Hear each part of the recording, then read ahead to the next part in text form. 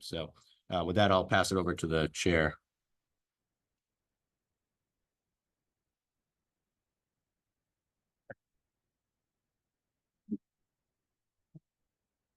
Good evening. I'm Rick Taylor of the, and I will begin by calling the roll for the planning board. Alden Clark. Here. Bob Cout. Here. Charlie Polisano. Here. Jamie Pennington. Here. Heather Rogers. Here. Brian Balcom. Here. Jen Bluestein is not here, and Rick Taylor here. So we have a full board with one absence. But the chair of the Planning and Development Committee, and this will be a little bit awkward because we need to pass around this pair of microphones. Thank you, Chair. I am Chair Heather Shand, the Chair of the Planning and Development Committee. We're here tonight for a joint hearing with the Planning Board, calling the role of the Planning and Development Committee. We have here, Councilor Wright. Here. This item is a committee of the whole item, so I want to acknowledge that we have Councilor Holly, Councilor Donahue, and Councilor Harmon here in the room.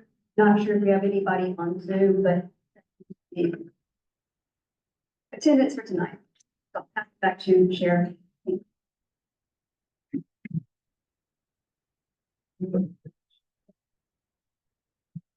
Okay, the first item business is this joint public hearing between the Planning Board and the Planning and Development Committee on a proposed zoning amendment to establish a new Port Plaza overlay district.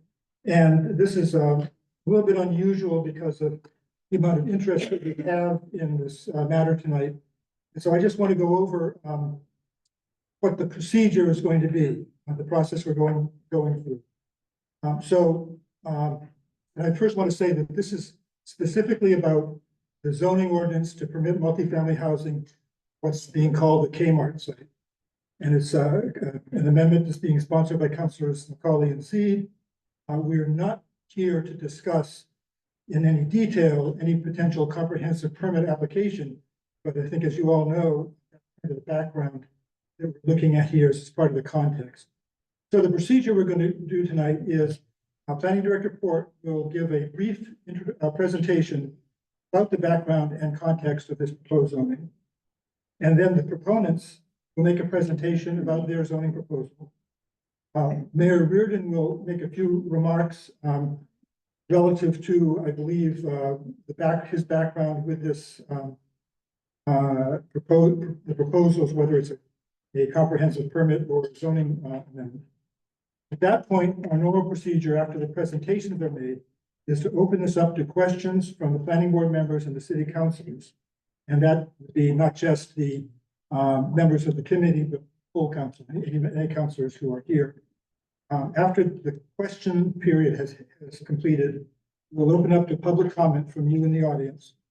And public comment, and that'll be public comment from the audience and also public comment from anybody who's online on Zoom. After we close the public comment period, we'll bring it back to the board and the city council members for discussion. And what could happen tonight, but doesn't necessarily have to, is the planning board and the planning and development committee separately would vote to make a recommendation on this, or it could be carried over to future meeting. Planning and development committee sometimes holds this in committee, pending further, often pending the planning board's recommendation. And the planning board may want to have more information and may carry it forward to a future meeting. In terms of the mechanics, because we have complicated audio and streaming system here, the planning board members are going to share this pair of microphones that are taped together. There's two microphones to do two different things. I encourage the planning board maybe to tap one to figure out which one is actually going into the PA system. And we're going to have to carry it around from planning board and the city councilors to use that. The proponents and anybody in the public will have to come up to the pair of microphones at the podium to speak. Otherwise, it won't be recorded. And if you have any difficulty hearing, I know there's a lot of difficulty at last week's meeting. If you have any difficulty hearing, I encourage you to move as close to the front as you can because we are limited by the acoustics in this room. So with that, I will, I'm sorry, did you want to say something? I was going to walk the presentations and let Councilor Need and Macaulay go first, and then Andy can go after Is that. that what's happening? Yeah. Okay, so in that case, Councilors Eden and Macaulay will be going first, and then the context and background will be presented by, the planning director. Councilors Eden. Thank you, and good evening to everybody. Andy, I think that I'll be happy to get started. Thank you. So good evening to everybody, Chair Tainter and Chair Shand, and members of the Planning Board, Planning and Development Committee, and of course, residents who I apologize are behind me. But I, do my best to try and speak in both directions while on the microphone. So I am presenting tonight on behalf of myself and the Ward 5 Councillor, Jim McCauley. We put together this proposal. I promise that you want to go to the next slide, Andy.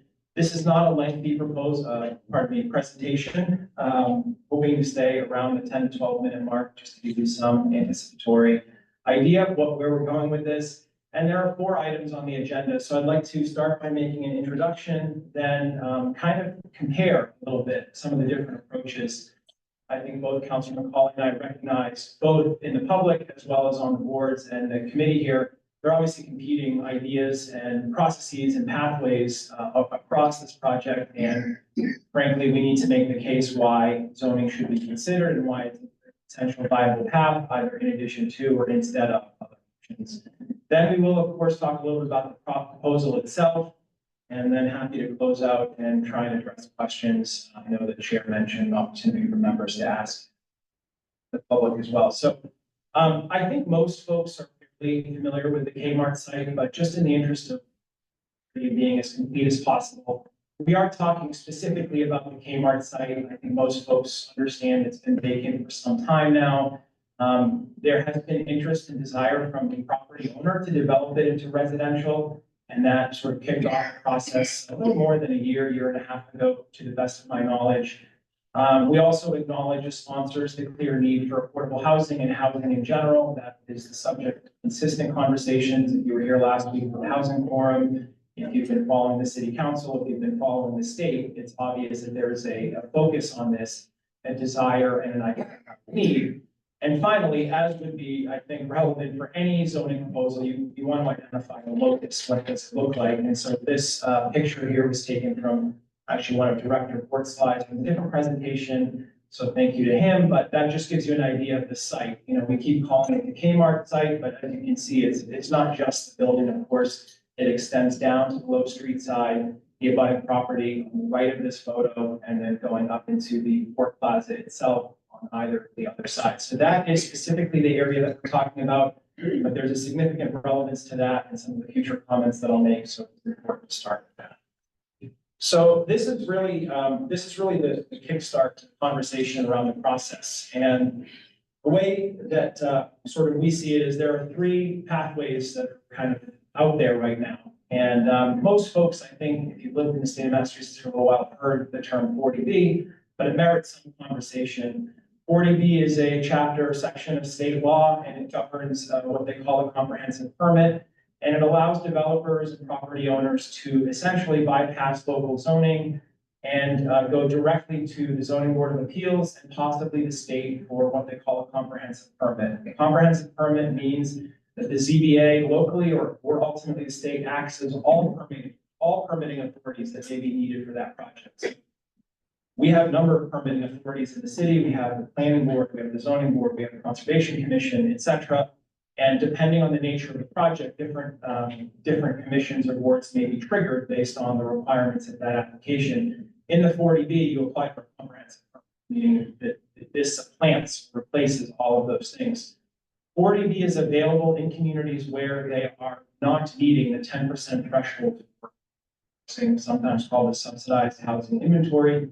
Newburyport finds itself roughly in the mid-9s. We are susceptible or at risk for, depending on how you want to call it, a 40B project. So this is crucial because this is the backdrop to this entire conversation, understanding that in a lot of ways, we could essentially be removed from the conversation in a substantive way through a 40B process. So that's going to be, I think, something to keep in mind. I think residents need to understand, hopefully, that that's just that's the rock in the hard place. That's the rock. And we're up against that and we need to recognize that. operate under that environment. So that takes us to the second option. I think most folks recognize that that's not ideal, that could be challenging or troubling, that we may end up with a project with some parameters or some features that we don't like, that are not, keeping the city's best interest in mind. So in more recent years, there has been the concept of a friendly 40B, which is also called a LIT, the Local Initiative Project. And in that case, there's a little extra added to the continuum here, which is the mayor working with the developer to execute what's called a development agreement to try and identify or agree upon some parameters there. We are operating today under sort of this theory that the mayor would be able to sign a development agreement absent the city council. And so the mayor has been working, and I want to say clearly in good faith, to avoid the first. And that's why the second one has been in discussion in an effort to do that. We'll talk more about some of the goals the city may have towards any development, no matter which one of these paths it takes. And then the third one in the third column is really what we're presenting or talking about tonight, which is trying to take what some may call a more traditional route, which is zoning plus a development agreement tied together with one another. And that, of course, requires the typical pathways. The council and the mayor have to work together to create zoning in the sense that council, of course, has purview and jurisdiction over zoning, but like any ordinance, it goes to the mayor's desk for signature, subject to veto, all of those things. And then if and when that were to pass, and if and when that were to be used as the path to actually permit the project, of course, it would need to go through permitting, and the typical process is, would be the planning board. And that's surely what we proposed in PPOD, as it's called, the Port Plaza Overlay District. This is in a lot of ways a continuum from, least control, least predictability to most control, most predictability. And I think in drafting this, Councilor McCauley and I feel that the zoning and development agreement gives us the most local process, the most control, the most transparency for residents, and in the end, may have the most defensibility, the part that gives us the greatest opportunity to ensure that the things that we agree upon in this course of discussion are actually done in the end. And for residents who are thinking about the outcome, the output of this project, you can sit through many meetings, some who have dealt with land use in their area are familiar with this, but seeing the things that are discussed and agreed upon come to fruition is unfortunately not always guaranteed and can be a hard road to go down. And so trying to give that sensibility. Now, with that said, again, with the context that we do have this rock, if you will, this hard place with the 40B challenge or concern there. So everything written in here is with that lens in mind. So I hope that helps explain why we're here, which is the third one, and gives you a little bit of contrast to the other one. The last thing I want to say on this is that development agreements are tricky in and of themselves, to draft them well, to have them be thorough and complete, and to be legally defensible and also legally enforceable. And in a lot of ways, the 40B process, either friendly or unfriendly, introduce a lot of potential off-ramps, if you will, and agreements help mitigate that, but in our opinion, not in the same way and not at the same level that zoning plus development. That's the idea there. Next slide, please, Andy. So what are some goals that we might consider for this development? Obviously, if you're going to write zoning, you're going to write a development agreement, probably would be ideal to identify why, what you are trying to achieve. So I think, and these are presented, I don't think they're in any specific order, but they're for your consideration. Number one would be for the city to durably exceed the SHI after project, and apologies for the acronym, but essentially get to a point where we are no longer at risk for future 40Bs. The thing is, that's easier said than done. You can get into the numbers with the planning director if you want to kind of geek out on the numbers, but long story short, there are some pretty specific things that need to occur for this, in this development, for that to happen. Most notably, we really need to get to a position where we can count all 100% of the units towards our SHI. And this is something that we've done successfully with 40R by doing 25% of the units as affordable and ensuring the entire building, all of the units are offered as rentals and not condoized, not sold. And so that's something that, it's not something that say 40B independently contemplates on its own. And so that's in part where development agreement and zoning deliver. Number two is, this one's near and dear for me is to insulate the city from private plots. This is always a challenge, I think, with developments is there's always these but, as I call them. So but for the project, we may have to do things like improve water or sewer infrastructure. Particularly those of us who are familiar understand there's a sewer infrastructure in that area, particularly in the form of a lift station that may need to be addressed. I think many residents here tonight will probably speak towards traffic considerations and concerns, and the idea that adding, in this case, around 200 units or so to the area could be quite detrimental to the traffic in the area, absent at least some control or some, I'm not the traffic engineer, but a traffic light or traffic control and things that are also going to make pedestrian safety and things along those lines, which we've had a lot of focus on in recent years there. And so next would be a create an equitable deal. I think a lot of folks maybe approach this proposal as thinking that this was somehow designed to halt the project, stop the project. Again, that's not a rational approach given the 3D risk that we face. So that's not the intent of this. And I felt it important not to actually say that out loud so that folks can hopefully hear that. Clearly creating affordable housing. We started with that conversation at the beginning of this slide deck. And this is a tremendous opportunity with tremendous risk as well, but it is an opportunity. Mixed use is something that has come up. Obviously, the focus is on residential, but it's hard to ignore showing that map that this is right in the middle of a highly commercial area. So some conversation around potentially having some small commercial on the plaza facing side of it, potentially. Protecting the public's interests, I want to really, drill down on that. Public safety, bikes, walking. I don't think most folks think of this area as sort of being purpose-built for that. This is an area that primarily is and was designed for vehicles. But as we begin to introduce residential, we may need to do those things. We may want to do those things. And if you're not sure whether they're costly or not, I would urge you to look at recent projects.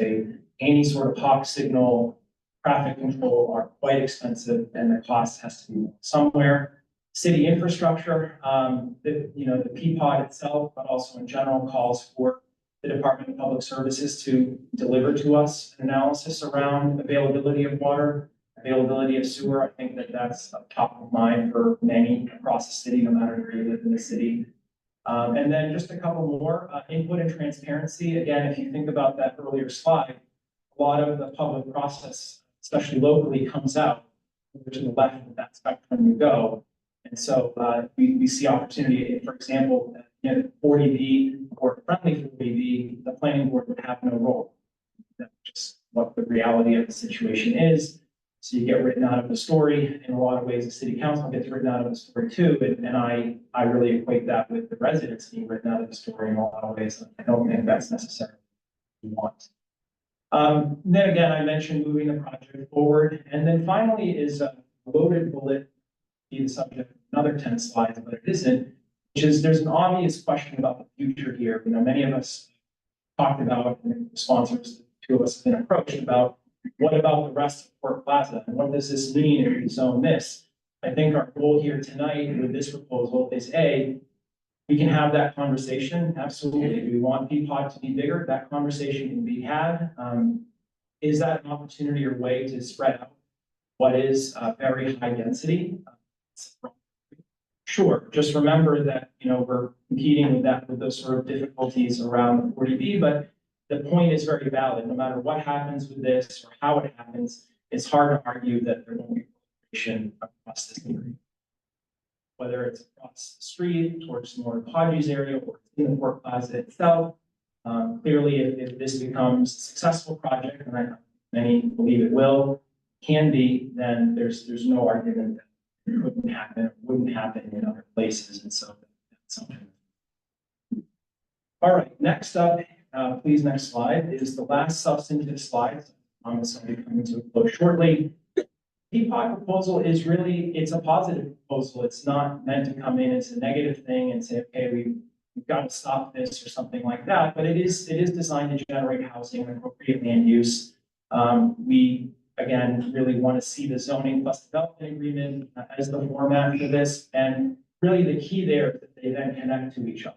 So if you read the proposal itself, there's a symbiotic relationship. The development agreement fall apart or die, the zoning would die with it. You can compare that with some of the other approaches. They are really one and the other. So the development agreement may carry you through the application to the zoning board of appeals for comprehensive permit, but from there forward, it's very difficult to control where that discussion may go. If it's picked up to the state or down to the state, then they will look at Boston, which is how 40Bs work. I'm learning about them. You really are, the table isn't even a Newburyport.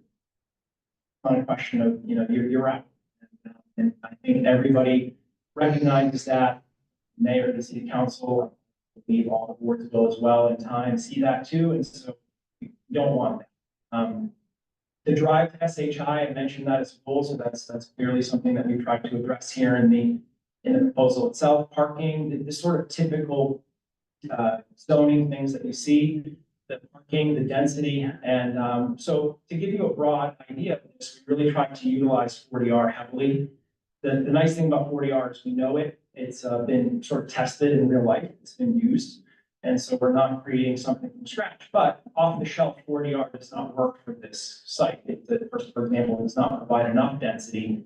You can see there it's 50 units per acre at a minimum and 70 units per acre at the high end. That's high compared to other places. So I hope again that is recognized for what it is. That was not meant to say in this case that we're trying to take potentially the developer's ask and say 212 units and make it 100. We are recognizing that that's probably not a reasonable negotiation path to take. So be concerned, but also feelings about what the site can hold or can't hold along the way. We also made the planning board, the PAA, the plan authority in the plan, but not requiring a special. It is by right. So I think again another give there. We are also it's not require a special permit, but it would at least give the planning board like it's a site plan review. We did try and address subdivision. I think many folks want this to be a nice development and not a alt style where it's a ginormous thing that's unapproachable or not folks that may choose to live there. So, we did call out for subdivision and try and break up the massing a little bit. But all of this is subject to conversation and collaboration and so forth. We did ask DPS, as I mentioned, to review the infrastructure. And the last thing I'm really going to talk about is that this is parallel in our opinion with 40B. All of these things can move at the same time. You have to understand is that, we could wake up tomorrow and be a 40B application. That's real. There could be a development agreement signed and a 40B proceeding, but having this conversation and having this in the quiver as a tool to show that we made a good faith effort to create economically viable zoning in our favor, create better opportunities for us to negotiate for our hopes and our desires around this project. It could obviously become the actual underlying law that the permitting is done under. It gives us the best chance, and I think if residents were to ask us, we need to be able to say we did everything we could to get the best possible outcome. And so I urge you not to consider this as some sort of like competitive thing and saying, hey, we've got to have a race to the finish, because actually we don't even have control against who we're racing with necessarily. And that both Councilor McCauley and I welcome and invite collaboration. We do intend for people to say, okay, this is perfection. We'd always like to think that, but there's lots of opportunity, I think, to improve it, talk about expanding it, obviously get resident input, just understand that, we are operating in a certain environment. So thank you very much for affording me the time. I hope I was wasting my time, and I look forward to hearing everybody's thoughts and continuing down the path. Thank you. Okay, thank you. My name is Andy Port. I'm Director of Planning and Development, just for the record. I'm going to be very short and brief, I know, because we have two presentations here. Just to be clear, part of what I'm trying to do here, we talked with the chair, this is a pretty routine consideration here, is to look at the landscape of what our options are, what the toolboxes are for city officials. So that means the city council, the mayor, the planning board, in evaluating what our options are. My goal here with these slides, if you will, is to just outline some of that, so we all have at least a basic understanding of what the tools are, what the pieces are that are at play here.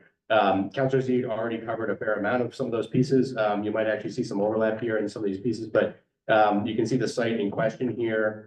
We had actually earlier this year, it's worth mentioning briefly, we had talked about looking at a possible rezoning of a larger area, trying to stimulate, essentially the transition from parking lot into more neighborhood, if you will.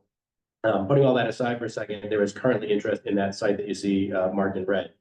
So this is just a blow up of that. You can see the Kmart building there. The red dotted line is essentially the specific area of Port Plaza that is of interest. This is down by Low Street with the driveway there. This is the specific portion of that parcel or that area that is of interest to the landowner, the developer. So whether we have talked about, and there may be other interest in looking at other areas of here, this is the specific area that is of interest to them. This slide here is just showing briefly the current concept, just to give an order of magnitude or an idea of what is being conceived there. To be clear, this rendering that you're seeing here and this information is posted along with the amendment. Keep in mind that this is not referenced in the zoning amendment. This is illustrating, and because it is actually all this intersects together, it is actually worthwhile for all of us to understand the intersection of these different facets, land use controls, how they intersect at this location and what our options are. So here, in essence, it's worth understanding what has been conceived on the private side for development here as we look at what are the city's options for permitting and control of what's happening there. The current concept is about 200, it is a slight adjustment to 212 units. 25% of those, or 53, being affordable according to state standards. The current premises of those are also rentals as well. The duration has not been determined definitively yet, but that is being discussed. And there is parking, it's not illustrated in this drawing, but there is intended to be parking underneath the structure. So again, just to give an idea of what is being conceived here from different parties and how this might intersect, I think it's worth keeping those things in mind. This is just a rendering from that same package of drawings that we received late last year from the landowner developer, saying in essence, this is a concept to show what we'd like to do. So this is actually looking from Low Street. You see the driveway there up into the site. This would replace essentially the Kmart building and the parking that's where the outdoor nursery area was. This is a visual of what it would look like from the Shaw's side. So imagine you're up there in the parking lot from Shaw's and you're looking across. This is what it might look like from there. These are the renderings provided to us thus far. The regulatory environment, and as it was mentioned by the sponsor, Councilor Z this evening, there are 40A, this is the first bullet here. There are three, major bullets here. These are the statutes that are coming into play for us as a city primarily here. 40A is the zoning act. That's what most of us are probably familiar with. That's how most land use controls, we think of them as being done in Newburyport, right? So that's home rule. It's local land use regulations. There are certain limitations under the statute, but it is basically home rule.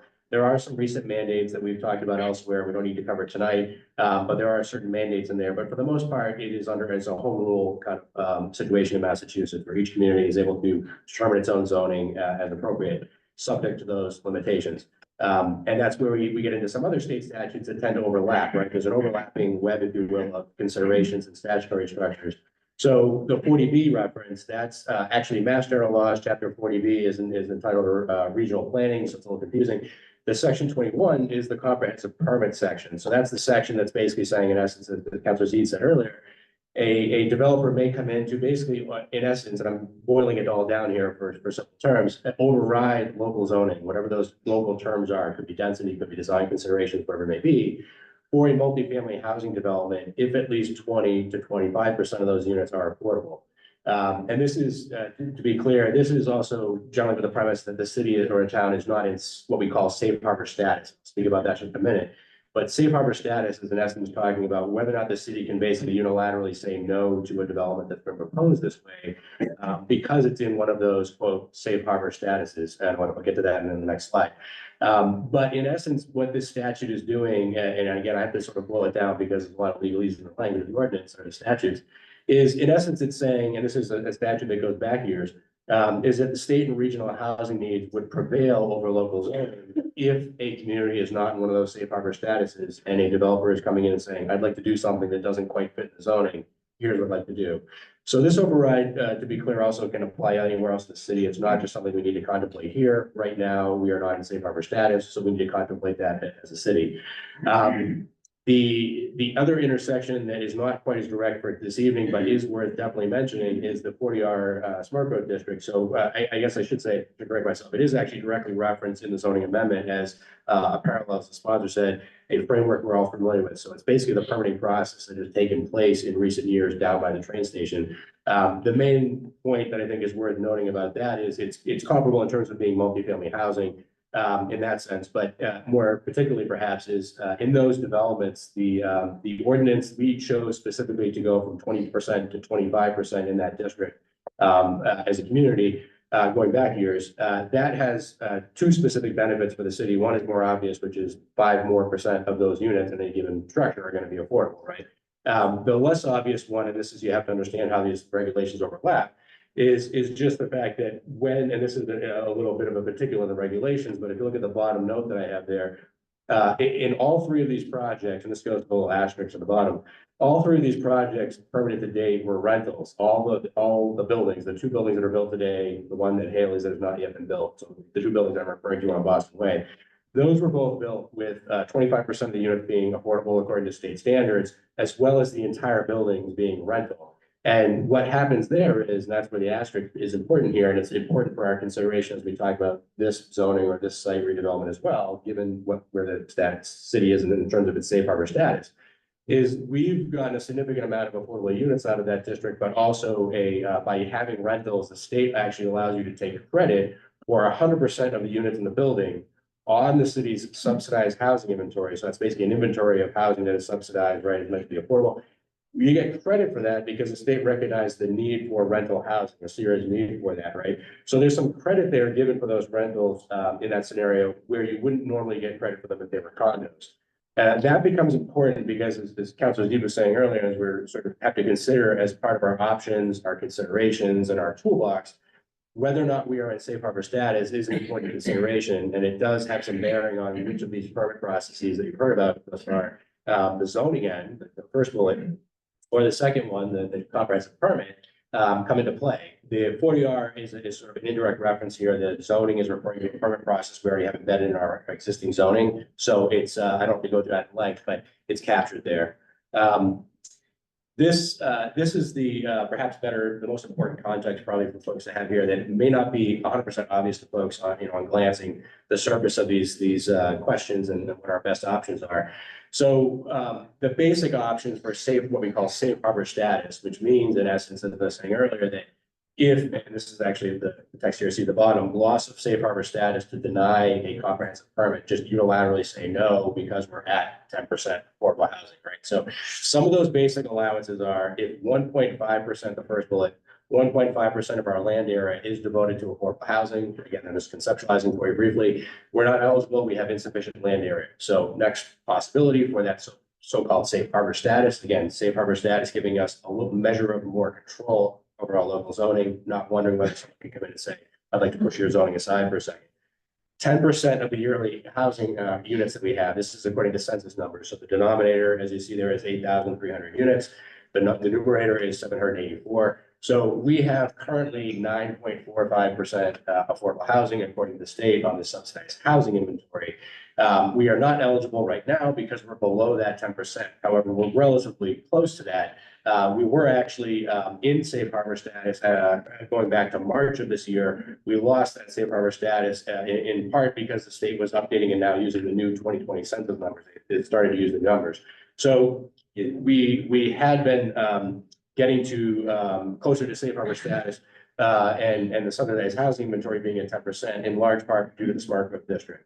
The last option there is essentially the one that we have been really making progress in, is that progress every year. So in this case, for us, now and going forward, it's basically 0.5% of the units that we have in the community have to be created every year that are in that affordable category.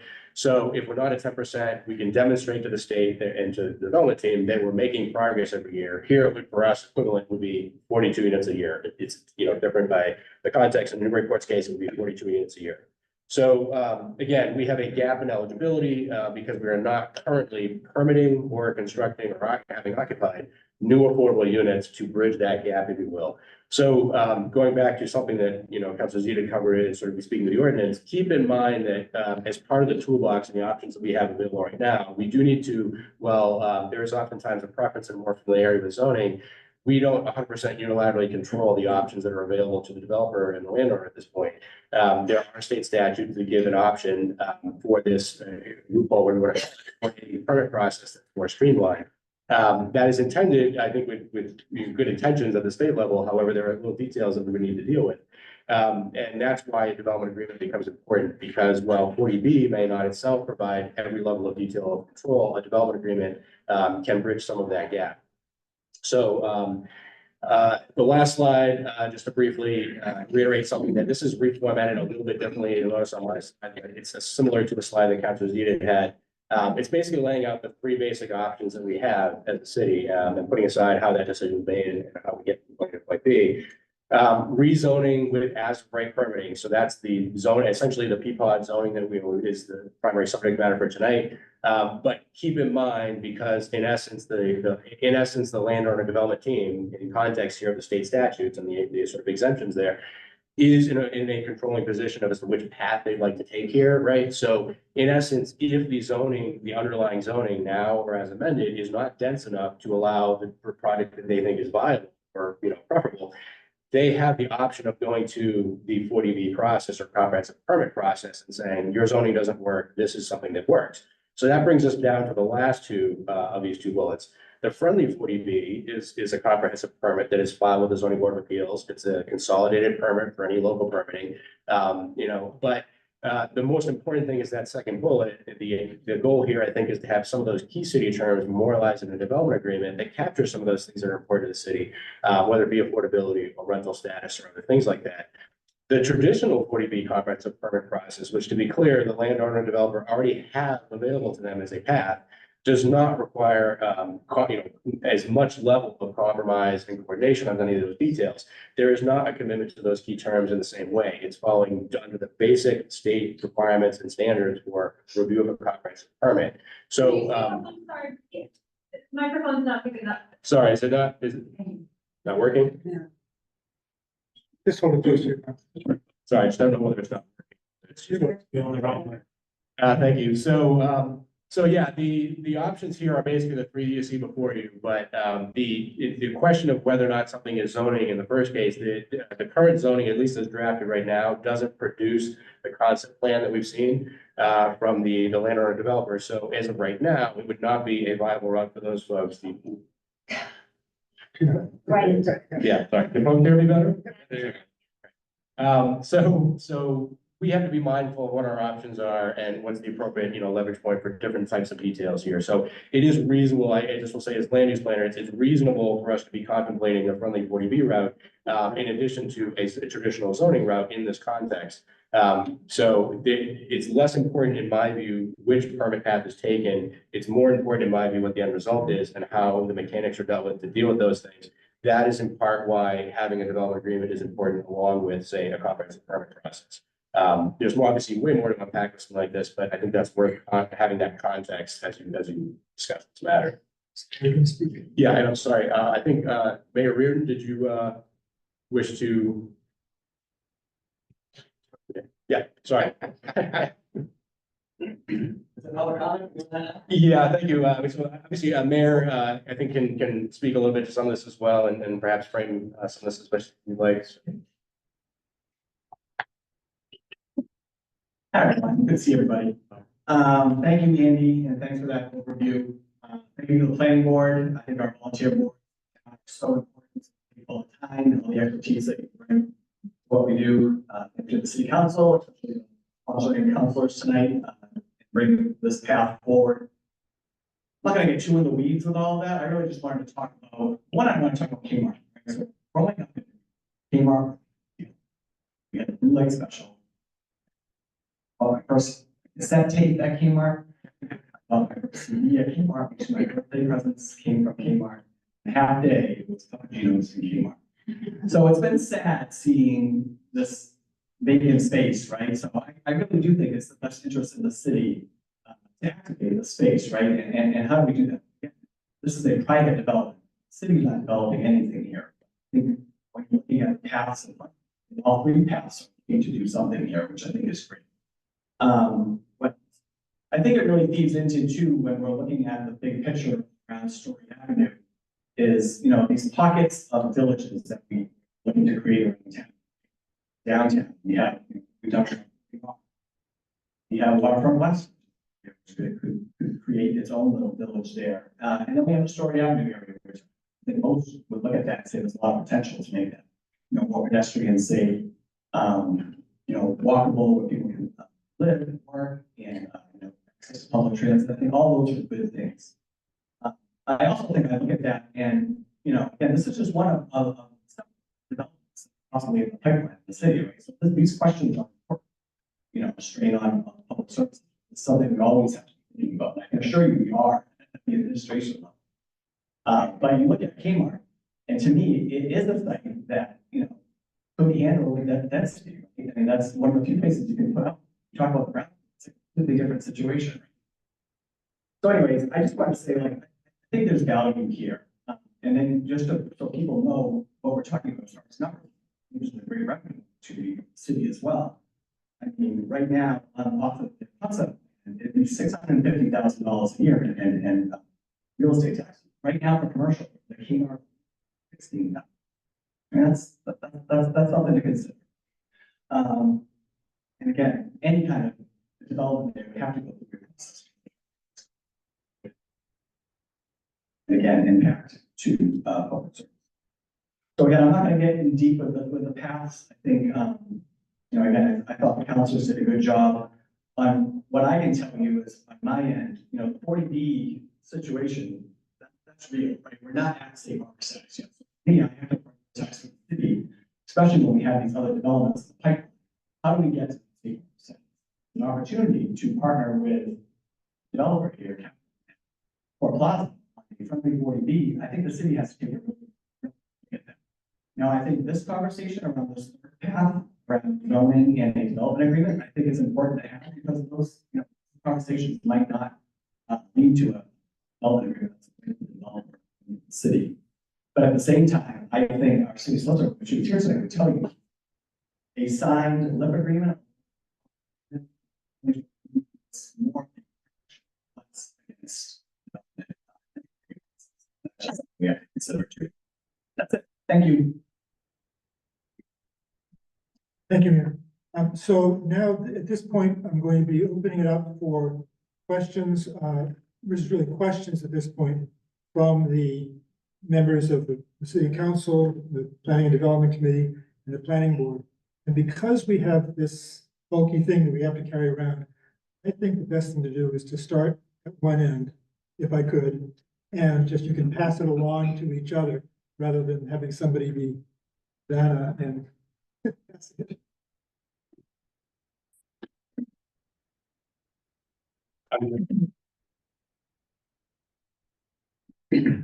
Yes, and yeah. Is that the one with the square base or the? Yeah. Okay, great. All right, thank you, and thank you both of the sponsors, as well as the planning director for those introductions. I do want to start by saying, shortly before this meeting, I found out tonight that, when I questioned why, well, let me first say this for the general public. The slides that were presented by the planning director, I'm going to be very clear that those slides actually don't tie back to the zoning ordinance that we're here to discuss tonight.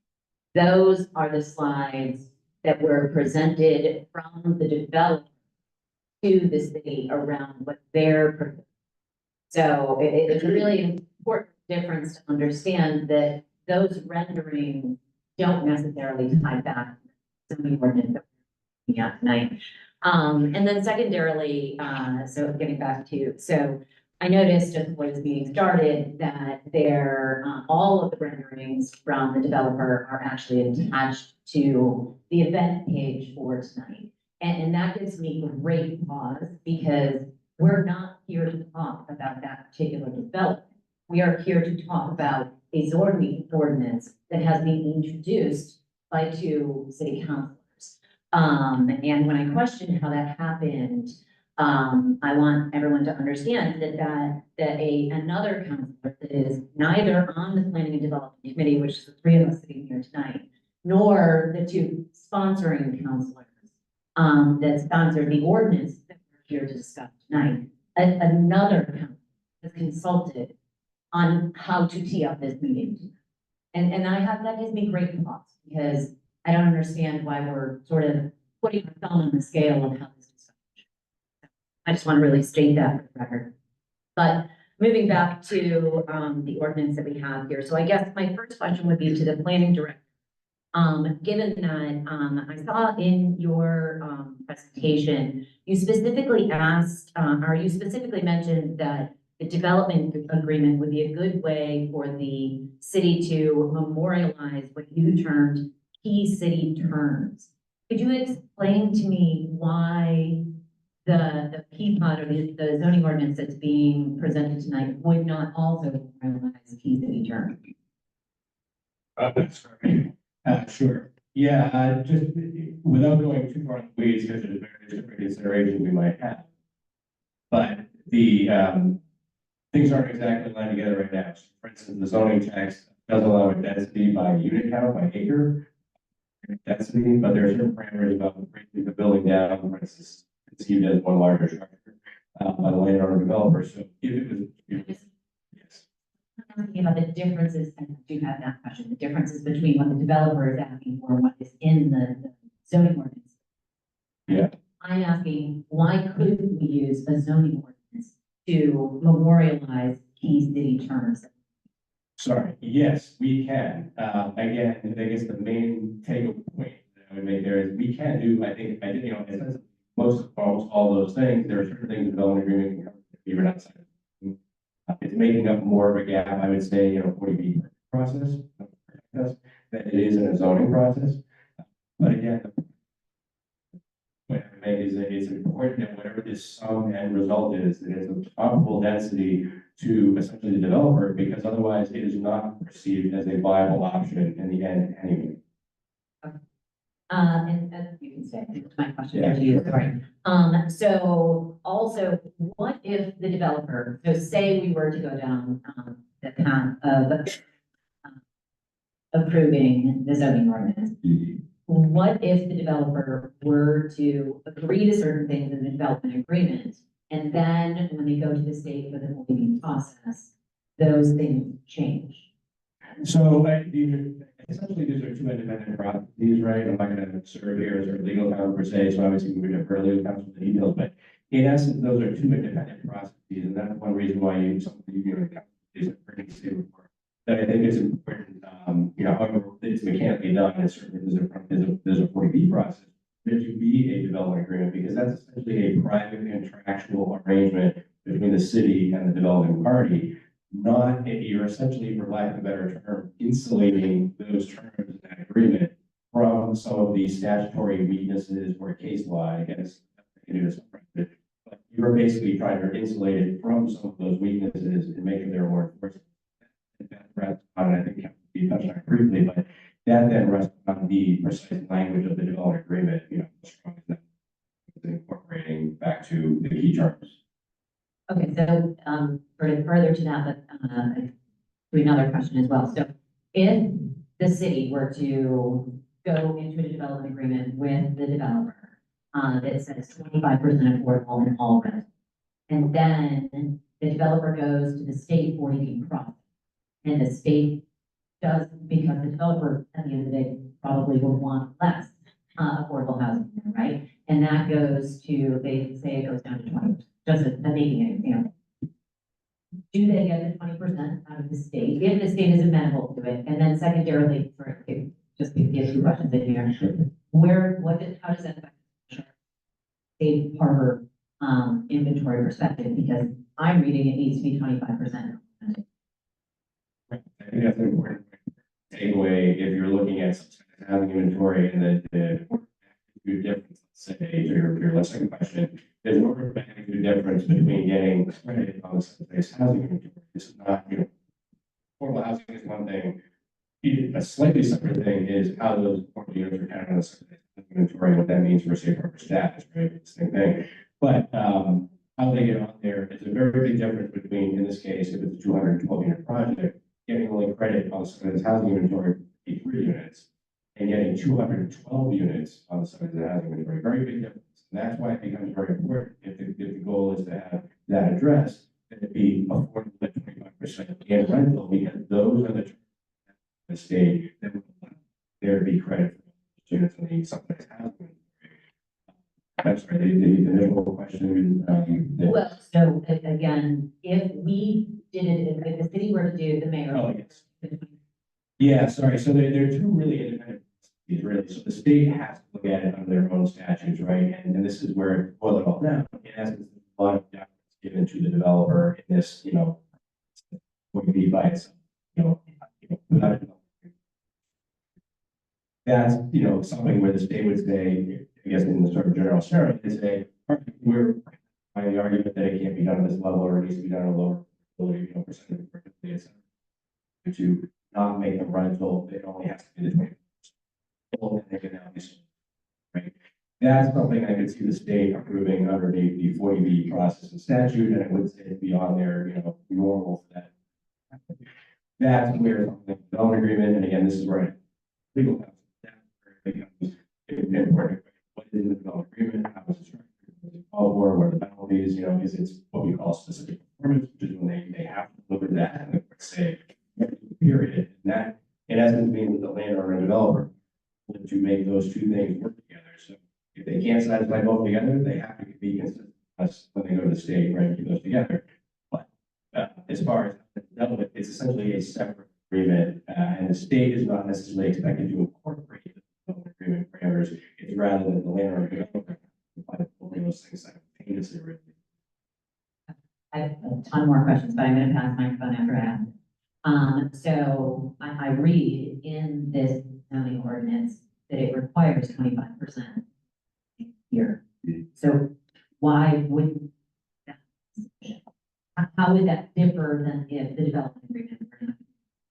If there's no development agreement, so if there's limitations as to what we can do through zoning, and really, I think the question of ownership is one of those things that is, the margin.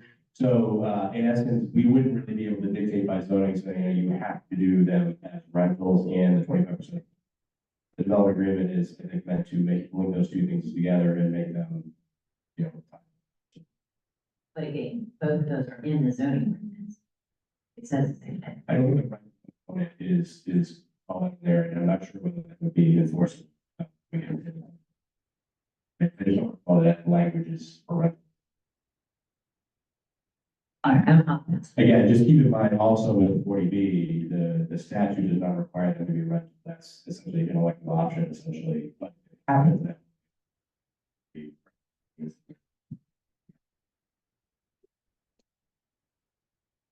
Around.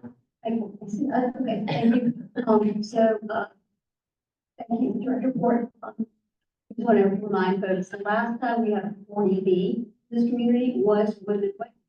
That was done in 2003, and we got 25% affordable, and the rest. We can't get guarantee all rentals, part of the development agreement. Only place we can actually, any kind of. Yes, correct. Correct. Just one little caveat, just clarifying, it wasn't to my. Could you use my, Sorry. Yeah, Councilor Stan's correct. Just to clarify, one little caveat, there was not, to my knowledge, a development agreement per se. This is essentially, these details are memorialized in the comprehensive permit that was issued by the CBA at the time.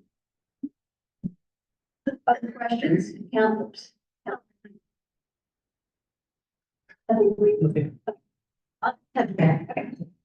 Yeah, so Councillor Rose Khan, Councillor at Large. Let me give some context, and that's why I think it's really important as we talk about this, that we should know that this was kind of a nexus of a plan by the developer. And that's an important part for folks to know. And it's important for them to see what they. That's transparency. When we hear that the mayor is doing a present 40B, which was in the paper, you guys didn't get to see that plan. And I really wanted folks to see that plan. The other thing then, they revealed their hand. The developer is showing, this is the density I want. This other option, which is not a bad option, zoning with development agreement, we can see what the differences are. This is negotiation. Not a great place to be in. We see why you're in this position, but this is the only way that by working what they've said they want versus what might be an option here, that's the only way transparently, we're not working in the dark. So what's important in that? When we're ready to talk about pieces of where they differ, that's where we as a body, one, most importantly, hear from the public, which is why I welcome that we have this zoning option, so you guys get a voice here. But you're not in the dark because you've seen what the developer has said. So as we talk about the pieces here and digest them, you'll see the differences. And some of those are different buildings. You know, we talk about the village node. I welcome the conversation on that. We have here from 4 to 5 different separate buildings, as well as some other pieces that are really going to be important to the conversation. So I really want to set that as we think through and go around the table. Thank you. I just. I just appreciate that this might be very confusing for a lot of you because you're not following all along as much as we are. To just clarify one thing that Councilor Condo said, so the zoning ordinance in front of us tonight suggests 45 buildings. The developers, what the developer is a single. The renderings that you saw with a single large building is what the developer is going to do. What Councilor Condo's reference with the 4 to 5 buildings is what is in the zoning. Yeah, that's what I said. The two parallel things, those are the differences. That's what I said. I hope that's what I Agree. I just think it's really hard for anyone to understand what the developers are looking for with the zoning ordinance. So. But the key thing is, this was a reaction to what the developer. That's why I really wanted to know that. So do we want to discuss the actual ordinance? I think we're still in questions of the proponent. I have a question. Sorry, Is no. it a problem? Should I go to the mic or just? No. Slow down at the end. We're still in questions from the committee and from the planning board before we open the public hearing. Sorry, just to clarify for the audience, in fairness to you all, typically there are questions coming from the table first, from the board members first, and then there's a public comment period, so it's not that you're being deprived of one, there will be one. Brian, do you imagine? I don't. Jenny, do you have any questions? I'm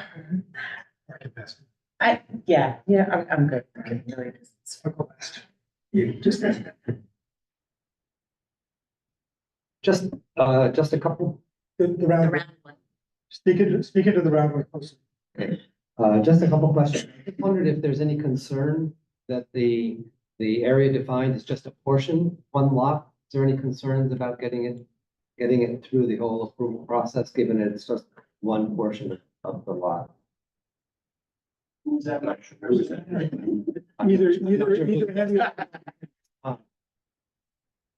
whether that's directed to the sponsor or the land use plan. I'll just answer it as a sponsor.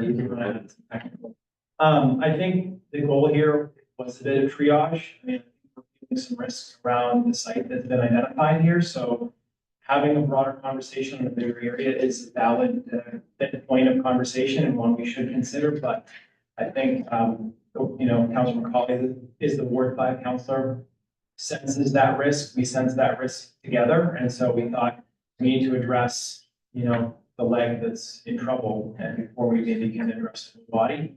So are we worried about it? I think there's sufficient argument that this is a unique parcel and that there's a unique condition around it for the vacancy. We tried to identify those in the whereas clauses and then take it from there. I don't know if that's. Just to address this a little bit, maybe differently. The parcel where Port Plaza is 11 acres. And this particular subset is 3 acres. So there is concern. So in the 3 acre lot, the proposed renderings might be 70 units an acre or something like that. However, that would entail subdividing the lot from where it is today. And so that is a concern, right? Because now we'd have multiple lots out there that could replicate this, let's say in 5 or 7 or 12 years along the way, which would then be inconsistent with what we're trying to do for the larger area there. Namely, create a multi-family housing overlay area consistent with our 40R program, all the other lots that we've identified there, right? And so, calling out this one parcel the way it is, without any context of where it is with the other parcels that are part of the same is a concern. And I think we can better address it through zoning and conversation in zoning than we can with a 40B type of. Great, thank you. And I guess that partially addresses my next question. I was just wondering if there's any advantages to limiting it to just this one portion of that, which you alluded to a little bit. I don't know if there's anything more on that point. I just wanted to, I just wanted to offer that I think, you know, because of the safe harbor status that we talked about earlier, the decision about whether or not, you know, we as a city have talked earlier this year, we had talked about, we postponed all discussion about other zoning changes that we could make in the Story Avenue Literary area. You know, alluding to. The reality is that in the lack of safe harbor status, that decision of whether or not we're uniquely talking about the rectangular, you know, spot that we see up there versus the larger area is in some ways being decided by the landowner or the development team, not by the city. So, well, I definitely agree with the ideas of, you know, continuity wouldn't necessarily seem surprising here. As far as more area to have a slightly higher density than the city might consider elsewhere going forward, you know, district. Variation, but the decision about whether we're kindly looking at this area versus a larger area is unfortunately, you know, my views are, it's not unilateral in our. Thank you.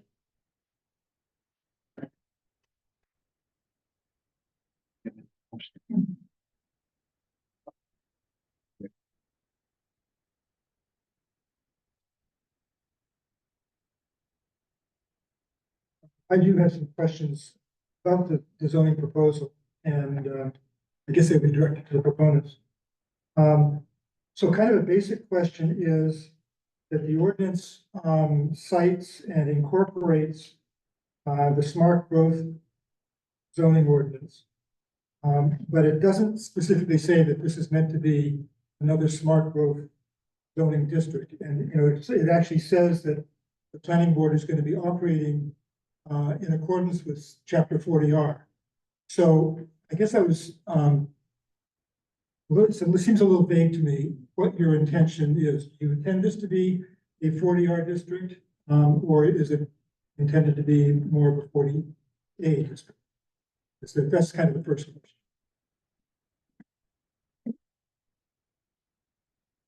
So I'm not sure that this would qualify district in terms of being by T-stop going forward.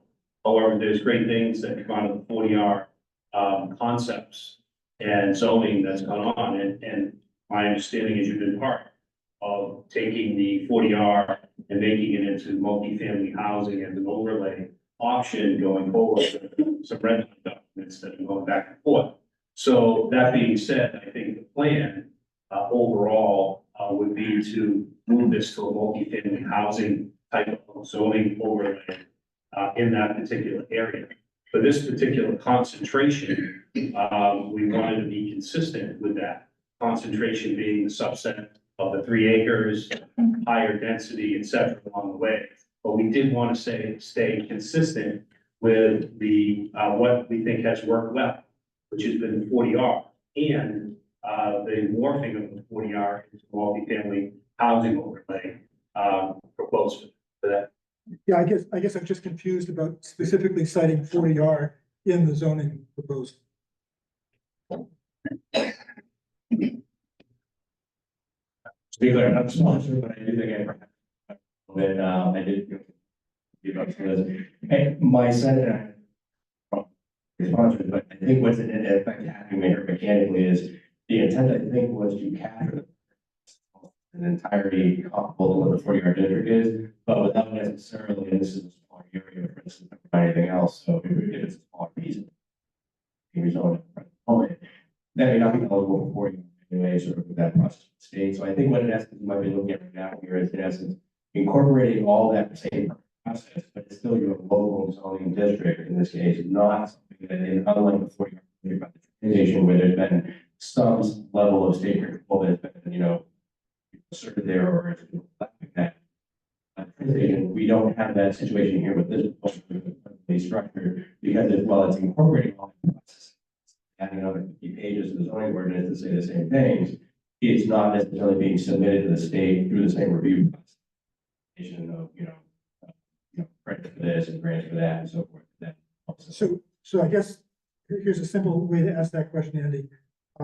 Would it hurt this ordinance at all to take out the reference to chapter 40R and 760 CMR 59 and just have it as a straight plan approval authority without being part of 40R? Because right now it's referencing 40R. Yeah, well, you speak with the sponsor, and I don't say, why it would not make as much of a difference to take out that reference.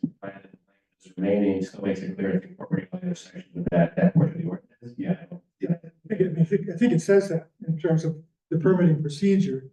It's just that it sounds like we're trying to have it both as a 40A and as a 40R district. I just think it's confusing. I think we can clarify the language in terms of the intent. The intent is this is a local zoning and this is a 40A. It's a 40A. Keep it very sure. Yeah, but we actually started by copying and pasting 40R into a Word document, 7,000 pages. It didn't make sense to draft it that way. So yes, if cleaning up the reference would help make it more legally clear, but this is intended to be a local zoning district under 40A with the best hits of 40 being taken out. Okay. I had actually hoped that we would have legal counsel here because I know I've asked you this question before. Is this really an as of right approval? If it depends on the development agreement, a non-zoning development. I actually wonder, one concern that I have, I've never seen an ordinance, zoning ordinance, that subjects the zoning to something that somebody else is doing outside of zone.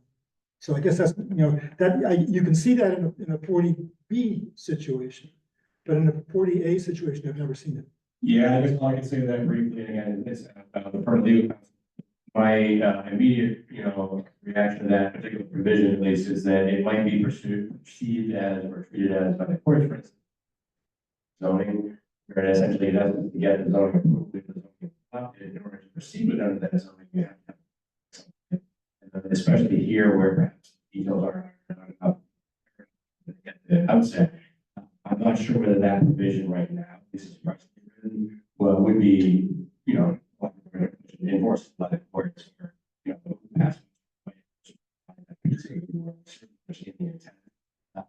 think that's the case. I speak to the contract, I might include that, at least as presently structured. One of the areas that, I don't have the skills to do this, but I've been wondering about how the requirement to subdivide the parcel into 4 or 5 lots interacts with, and so you divide it 4 or 5 lots, and you have an open space requirement, and you have obviously the off-street parking requirements and building height requirements. Is the 50 to 70 units per acre actually feasible? Has anybody done that study to see whether you can actually get 50 to 70 units per acre under the zoning, even though it says you can do it? Is it physically possible to do? So the current lot right now that we're talking about, which is Port Plaza, is 3 lots. Port Plaza, the right of way and the parking area are already subdivided in the lot itself. That has nothing to do with the other area that has, the other strip mall and, Planet Fitness and all of that, just the area that we're talking about. So it's already 3 lots. And so you'd have to subdivide it to the 4th lot to get the 3 acres out of the 11 acres. So there is plenty of land there. 3 acres is handling the 212 units, which with the math, roughly 70 units an acre. And we could, there's plenty of room there to accommodate with a different bifurcation of the lot, open space. So, you know, if the 4 or 5 lots is an impediment, we can talk about it as part of the conversation, but it's already 3. That particular area with Kmart, Shaw's, is already 3, zoned as 3. Okay, so I guess I'm misreading the provision. It looked to me as if, section D1 says that the Kmart site has to be divided into 4 or 5 lots. That wasn't your intent. Well, hold on. What is the Kmart site? The Kmart site is 3 acres. No, it isn't. Kmart site right now is 11 acres and it's 3 lots. There's no subdivision. I think it's, right? Yeah, it's very confusing. And just to clarify, I think, you know, to the co-sponsors, you know, together independently, but I think the area that's being referred to here for the zoning is limited only to the same area that we're talking about, which means that the other area necessarily implicated by the zoning. Oh, Yeah, so let me clarify.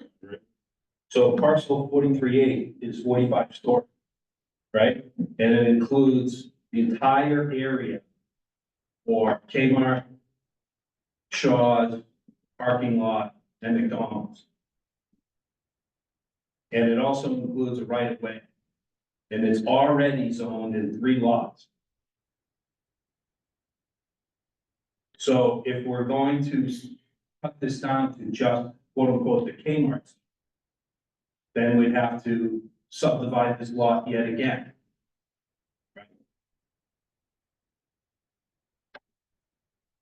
Okay, I think that you should probably just delete that paragraph because that's understood that you have to subdivide the lot in order to create a site, right? That would have been a So, simpler yeah, question. Yeah. It seemed to me that reading this, it looks like the Kmart site was defined as the 3 acre portion of the whole court plaza, but you're not It's saying. never defined that. Okay. It's not defined in 40B, it's not defined here. I don't know where it's defined, right? I go to my map, it's lot 43A, it's 11 acres. Can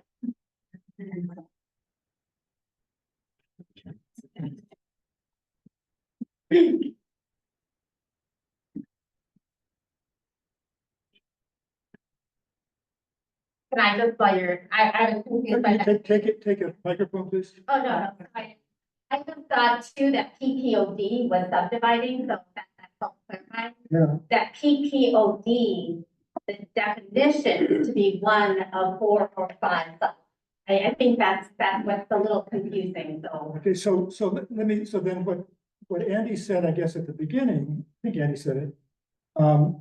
Somebody said, it. Maybe you said it. Somebody said that what we were seeing on the screen in terms of the developer's concept was not what the zoning called for because the zoning required dividing that into 4 or 5 lots. And that's not true. So that's just for clarification from the sponsor, you are not intending to subdivide that 3 acre area into smaller lots. So, I guess we could be open to that. That's not your proposal. It's not our proposal. Okay, thank you. That's all. But I want to put the context here for everyone else. We wrote this without the pretty pictures.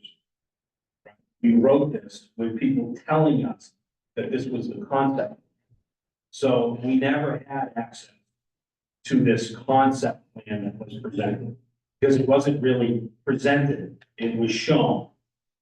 And so everybody plays catch a little bit here, right?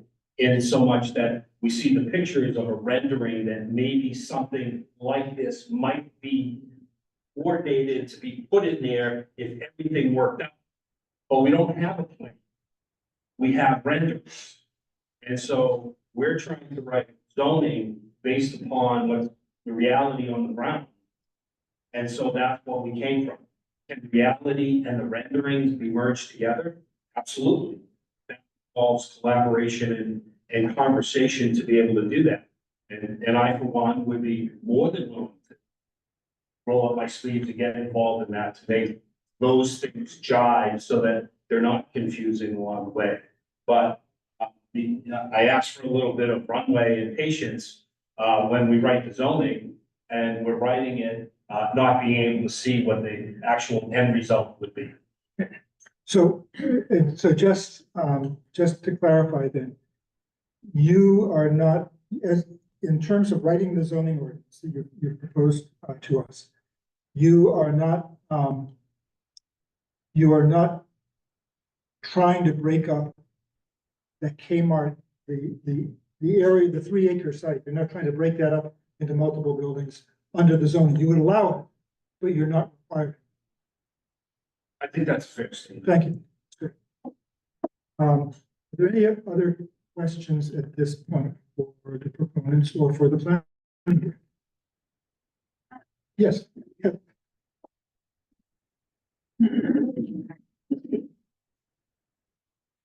Going back to that 40R discussion, if it requires transportation, wouldn't that, would this ever be considered a 40R option if Viva was part of this area? Just curious. Sorry, it's not that I think it would be problematic to have a 40R district in this area. I think this is one of the starting premises, though. This might be too small. Again, it's been a while since we worked on a district, but my recollection is that might be something in play here. So bottom line, I guess, is we might be able to resolve the area and get the state credit, treat it as a 40R at their level. But you can effectively get the same local control by referring to a same process. 40R is really, in essence, you could adopt the exact same zoning here locally without the state review of that process. There, we were also, by doing so, getting a bunch of state leverage and assistance for a bunch of things. We got millions of dollars from the state. So infrastructure improvements that were done for the city. So keep in mind that we can effectively do the exact same thing structurally, under our zoning and, without the phrase, 40R, it would effectively be the same. It's just there that it happens to have some state review process. Any other questions? Yeah.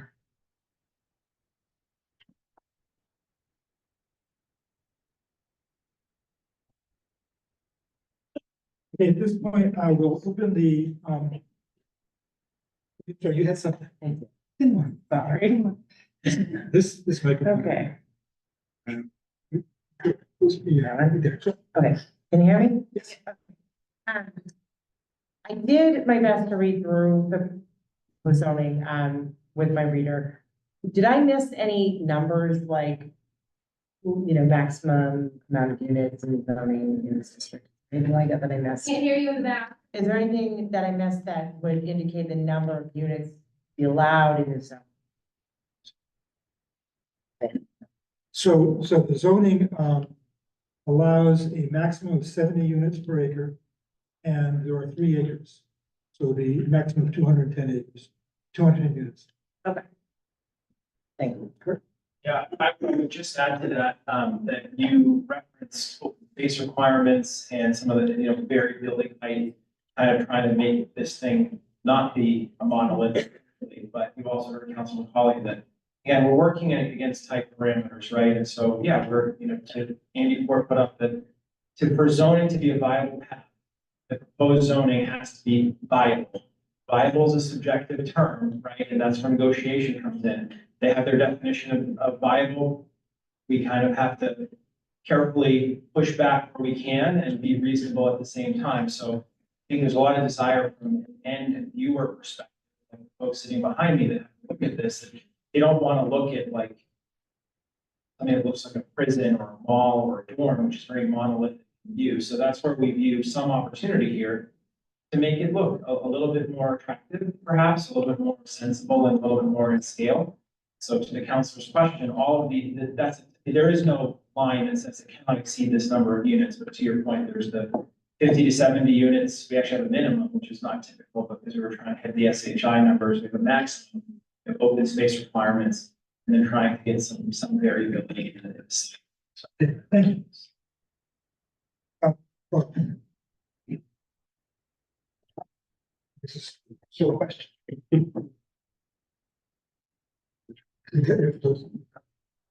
Can you go back to the site plan?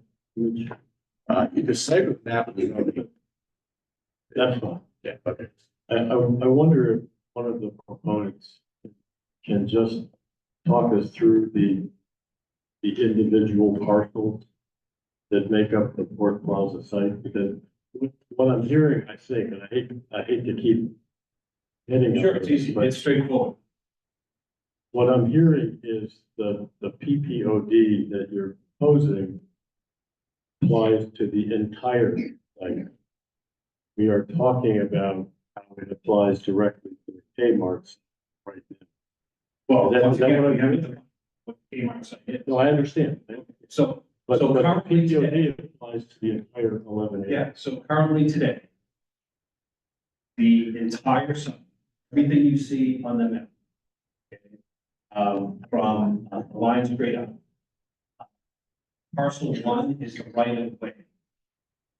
Parcel 2 is Shaw's and Kmart. And parcel 3 is a little corner in the side that is 9 parking spaces with a non-buildable lot. So when you say right of way, is that, I don't know, it says right away, it's got to be a street.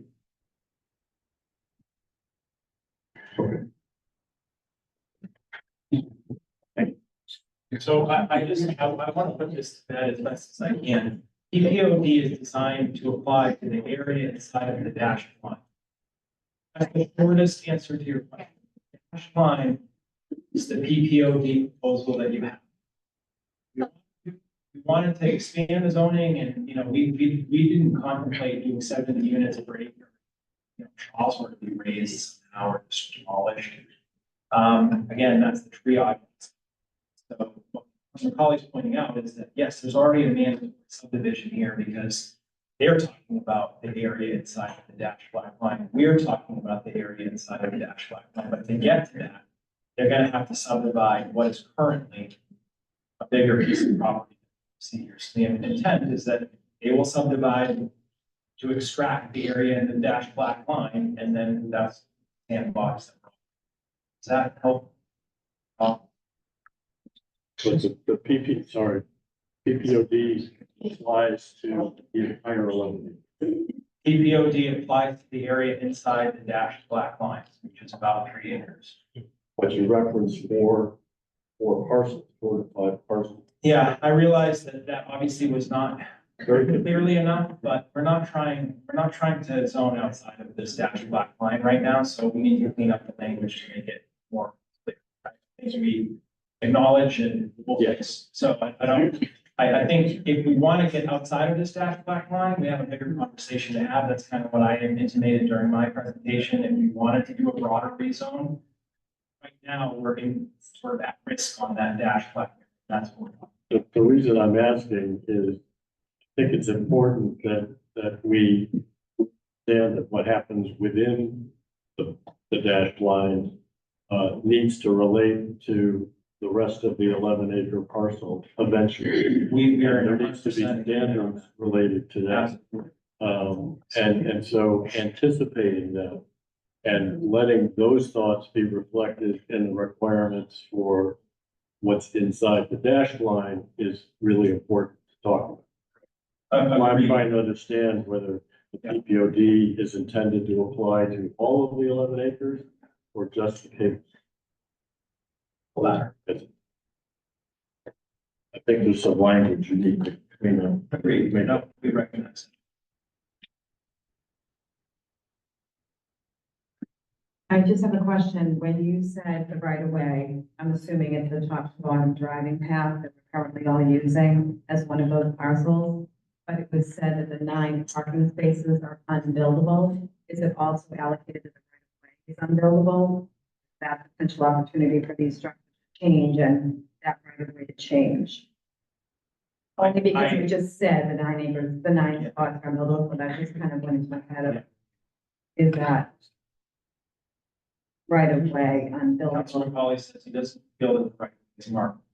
It is unbuildable, but just to keep us on Peapod, it's not part of this, it's not part of this proposal. We're inside the dash black line, you can kind of see that the road kind of hugs the left side of that. But I think the intent is that we need that, continue to need that access anyways, but That's when you get into the.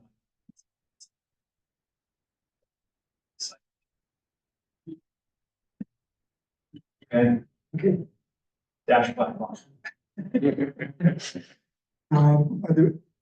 Before I open to the public, comment, are there any further questions to be asked? Okay, so I'm going to, open up the public comment now. You'll have to come to the microphone here and speak here. And, you will have, just come up, don't need to recognize you. And, please leave, I'm gonna have a timer here, I'm gonna try to keep it at 3 minutes per presenter. That should be enough. Go ahead, and please introduce yourself, give your name and address. My name is Erica Vaughn. I live on High Street. I've been in Newburyport resident for 9 years. I have 3 children, and they are ages 10, 6, and 3. So each year, we try to get them into the lottery for public school, and you can't get in. So I guess my question is, where are the kids gonna go? Where are they gonna go to school? Each year, my kids don't get into the lottery. My family is paid over $3,000 for pre-K. Because you can't get into. And once they go in after preschool, the schools can't handle the kids they already have. The Bresnahan has a new principal every year.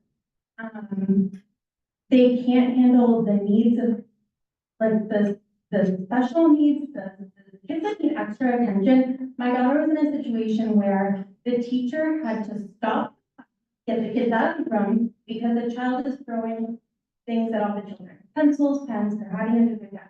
The teacher has to stop the class, stop the learning, because we don't have the resources. The child probably needed a 1-to-1 aid. Newburyport doesn't have the resources to take on all these extra children. And we can't handle the kids we have. So I don't understand when you have a sinking ship, how you can add on more passengers. And I know the mayor is sad that the Kmart's empty, but I'm sad when kids don't get to learn. Thank you. Yes. Name and address. My name is Nancy Salyers. I live in 6 Woodman Way. I've been there for the past year. The 16 years I've lived on Rutherford Terrace, which is a block. I have been raising concerns since the CVS proposal about traffic in the Low Street story. I think Jim has received at least a few of my emails. I was at all the CVS meetings. And now I'm here to raise once again my concerns about traffic. People, drivers, turn on the no turn on red all the time. I may be walking across the street with my walk symbol and cars have a green turn. It is dangerous. It's the first time I've ever heard anybody say, we have not looked at this area as a pedestrian area.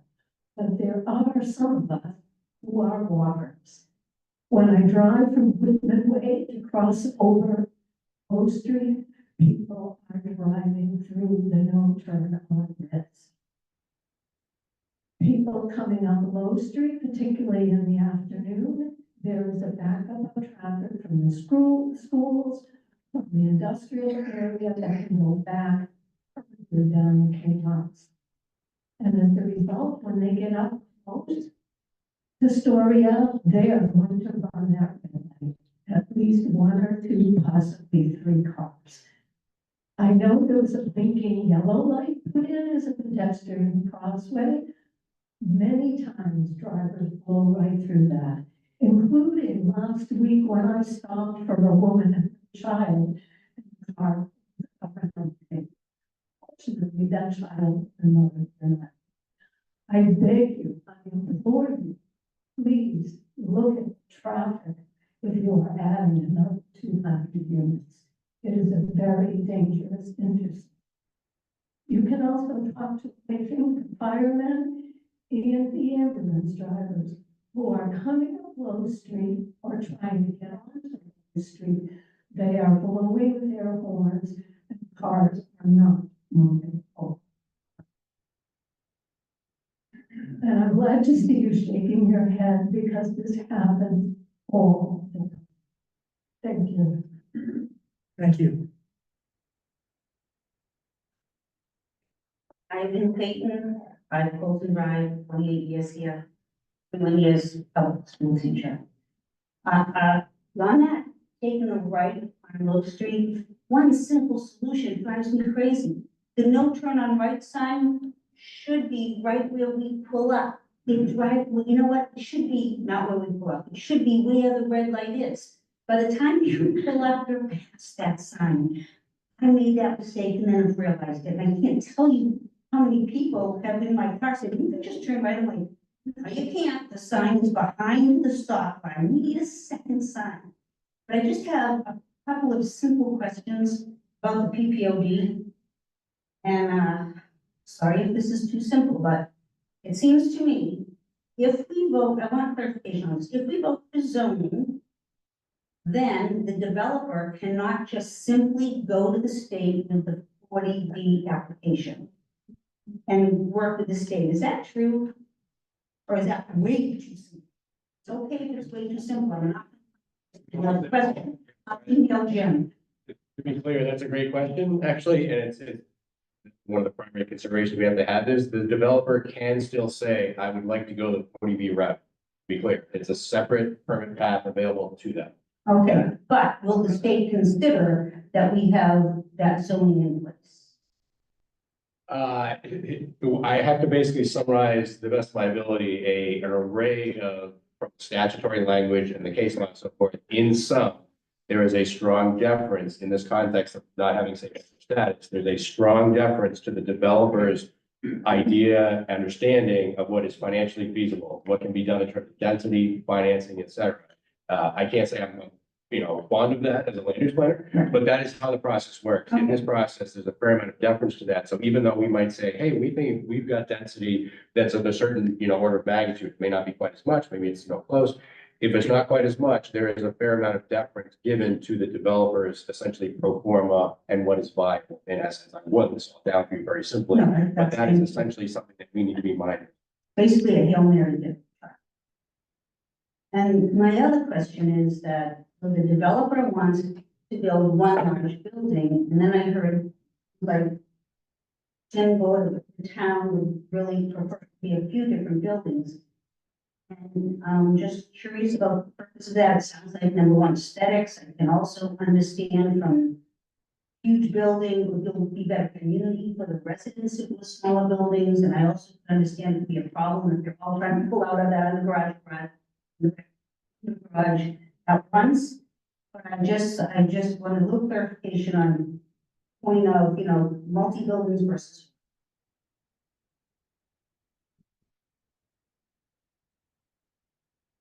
It's mostly aesthetic and quality of life.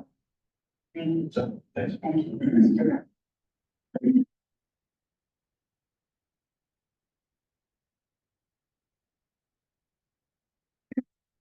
Good evening, Mr. Chair and Chair of the City Council. Lisa Mead, being on across 30 Green Street on behalf of the Realty Trust, the owners of the property that's under discussion here. I just want to put in some context. Actually, over 2 years, Council McCauley, the former administration, then when the new mayor came in, and still Council McCauley came to the owners of the plaza and myself, requesting consideration of the site being developed as residential housing. And it's not what my client originally does with that property, obviously. It wasn't in their mindset. But the city made it really clear that they were very interested in having housing. And so my client has moved forward cooperatively with the city and worked very close with the city for the past year and a half. Councilman McCauley has been invited to be a part of those discussions and has seen the plans and has been given those plans previously as part of those discussions. I'm here to say that we've submitted a letter. Client submitted a letter to the planning board and the city council. They're not in favor of this proposal. To use their language, it precludes any financially feasible multifamily housing proposal with 25% consistent with 540B or with this zoning. It's inconsistent with what we've been discussing with the city over a year and a half. We have made multiple attempts at various zoning changes, for Andy and his staff to read red lines and Rick that we have done with various 40R proposals. And that's how we are where we are, and we've been working cooperatively with the mayor related to the development agreement. This is not buildable, the zoning is not buildable in a financially feasible way with 25% affordability as proposed. My client is not in favor of it and would hope that the city doesn't pass it. And if it does, continue to work cooperatively with the mayor, no matter what, but it won't work. Thank you. Again, name and address. Amanda Zeller, I live at 6A Noble Street, heard my raspy voice. I want to thank all the thorough, detailed explanatory work you've done, because as the general public, this is incredibly difficult to understand, and I appreciate you taking time to help us understand. Last week, you had a wonderful meeting that helped us understand the planning process that goes into providing affordable housing in Newburyport. And at that meeting, there was a moment of frustration between someone in the public and someone who is an expert and a professional who lends their time to help us understand this. Understandably, the professional was frustrated with the general public and said, "You've got to trust the process." I really want to trust this process, but there are pieces of it that feel like that process is leaving me as a resident 2 blocks away from this out of the process and leaving it to a developer instead. I'm not entirely clear which option I want, because I don't get it. But I want an option that says that me living 2 blocks away has someone who's going to represent what I have to live with every day honorably and without catering to a developer instead of the people who live here.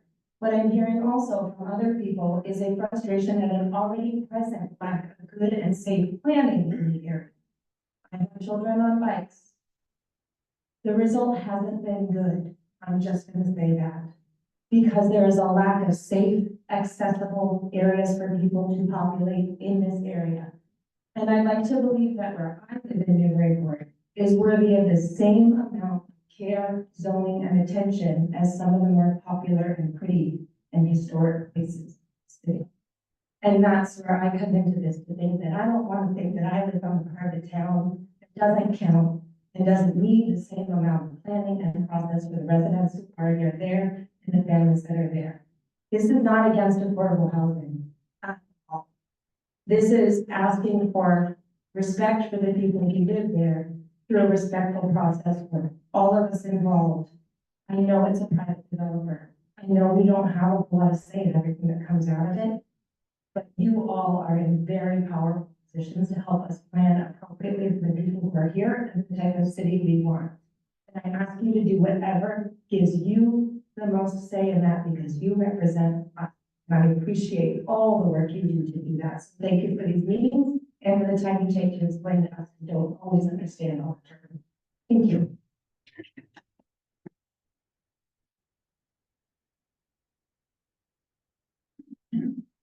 I'm Jerry Mullins on 7 Parsons Street. Generally in favor of the affordable housing approach. I just wanted to give you an impression of what people have in town that's rather fair to the Port Plaza owner, is that somehow the owner has just decided that he doesn't like it. He can go ahead and change it and approach the city and get it to be accommodated to him. So I heard tonight that there was a proposal. So everything's up in the air, but being mixed use, Andy Port's perspective, and from this board here, if what would be the zoning requirement so that we could have still a commercial area on the first floor, and the residential on the second and behind. I just wanted to know if that was just going to add more difficulty. But it would be a good impression of the city, because people are like, well, he just decides he wants to change the zoning. I know this is not an unsurprising question, are we gonna lose any commercial space, that vibrancy and something we were design as active first floor frontage, right, the active frontage. Those are beneficial things that they, to have, we have actually suggested it would be beneficial to maintain some of that. I think, at bare minimum, you think about the downtown, and the comments that were just made, which I think are great. Trying to basically make sure this is also a neighborhood, right? Kind of, fulfill that future vision that this can also be a walkable neighborhood too, right? Not just designed for the automobile. Well, having shops on the first floors, just like we have downtown, having residences above, that would be something, nice to have. Right now, it's not 100% clear that there is a willingness or ability to incorporate the commercial on the first floor. However, we have suggested that that would be beneficial. It would make sense from our perspective. Again, going back to safe harbor status, that is not necessarily unilaterally 100% within our control at the moment. But I would say, generally speaking, as a land use planner, it is preferable to have those things generally. To be clear, I am not bothered by having a singular individual building that does not have that commercial space, but I am concerned about having a larger district or having just a pattern of every building being like that. That is not a walkable village node. That is just a complex of residential buildings. So I think, putting aside for a second whether we can mandate it right here, that's another piece of it. But I think generally speaking, it would be best practice to try to maintain that in this area, that commercial component or first floor usage rather than eliminate it, outright and have it be only residential with that.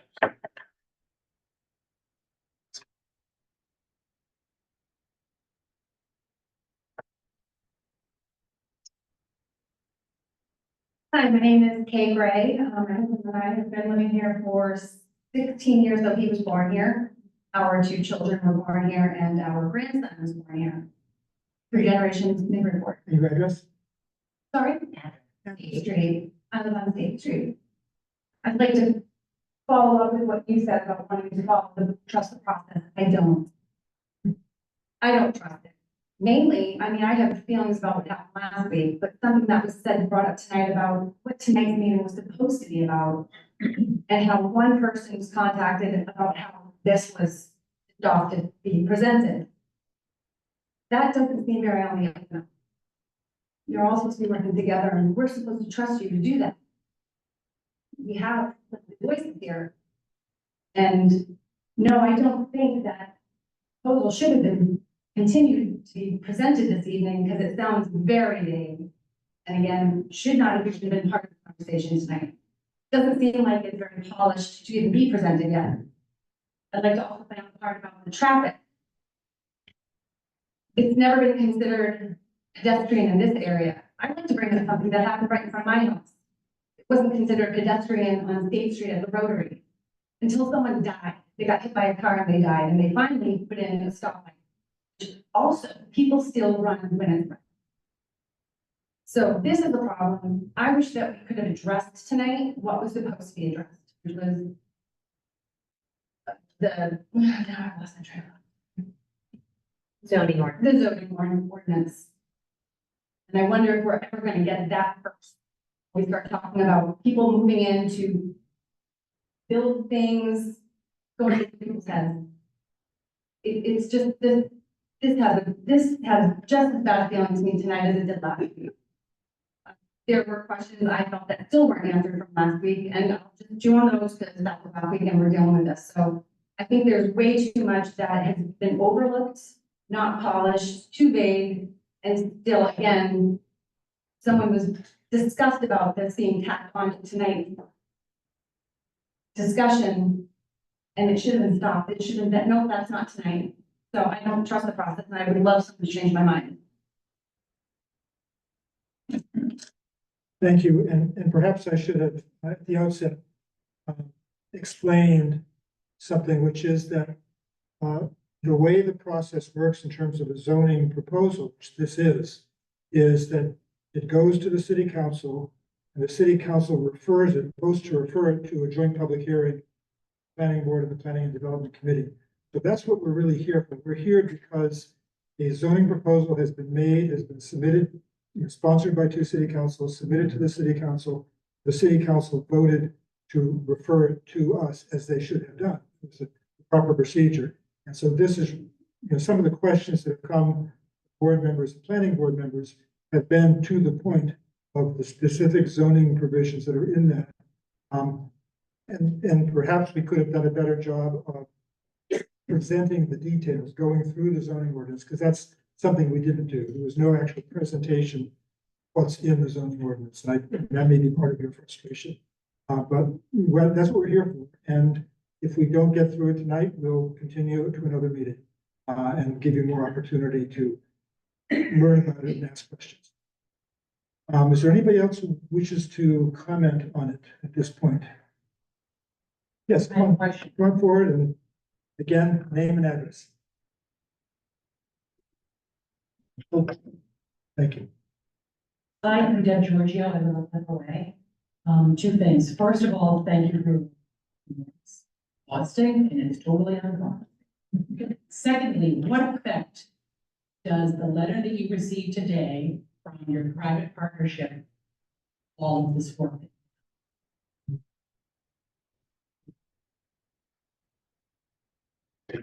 Not sure.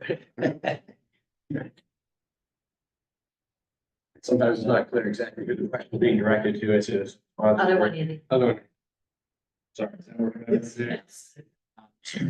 Right. So, I'm not sure if that question is 100% directly, me. The only question I think that was raised there was voting threshold, whether or not the city council might amend the zoning ordinance by 6 votes, 3 votes. I'm not convinced, frankly, that's the significant bearing when we're in the proceeding, the discussion we have to have here. Certainly, there's always the question when it's zoning amendments, city council, typically the zoning amendments are done. Certain things that are allowed, so, but the basis or the nature of the discussion, I'm not sure significantly changes here. There's still essentially 2 voting paths here, which is like to be taken here. A front 40B is probably, if you will, 40B, but also zoning can be applied at the right density. At the end of the day, I'm not sure that what's really going to matter, I think, here is there something that we can get to that's viable that's participation between the landowner development team and the city. And again, it all goes back to the structure we have. So, and I definitely appreciate that some of that may feel like it's extra added to the understanding of the zoning ordinance. But frankly, as a land use planner, I definitely would say, irrespective of any individual positions that people may have, it is actually entirely relevant to the options that we have and the considerations that we need to keep in mind, because as we local officials, and that's the mayor, the council, the planning board members, advisory, us as staff, we have to be mindful of all the tools that we have in the toolbox, and that means understanding all those statutory options. Yeah, so respectively, I do think it's actually relevant to have that context, irrespective of what people.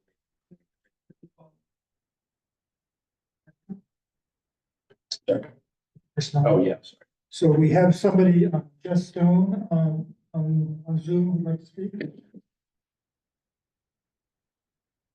Jess, if you can hear us, if you'd like to address the board or boards.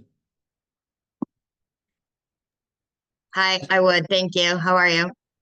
Yes, we can hear you. Thank you. Okay, so my name's Jessica Stone, 30 Hill Street. I've been a resident for 25 years. I have 3 children. I have put through all the way from daycare, preschool through high school in this city. I'm also a first responder who has taken 911 calls in this city and the surrounding towns and areas. And I will tell you that Low Street is a major concern.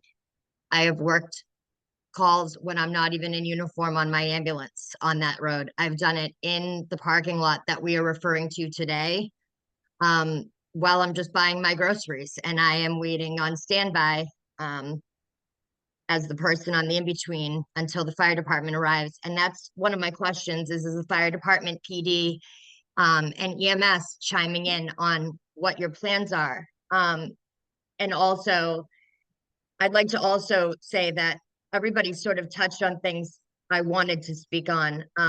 But when someone said they didn't trust the process, I have to 100% hands down agree. I'm somebody that has needed 40B or 40R or anything. And today I would deny ever wishing I did that. It feels to me that every meeting lately, nobody is on the same page. And I want to just make reference to page 29 of 41 of this Harvard University grad PPD that you're referencing. I've actually been reviewing that throughout this meeting.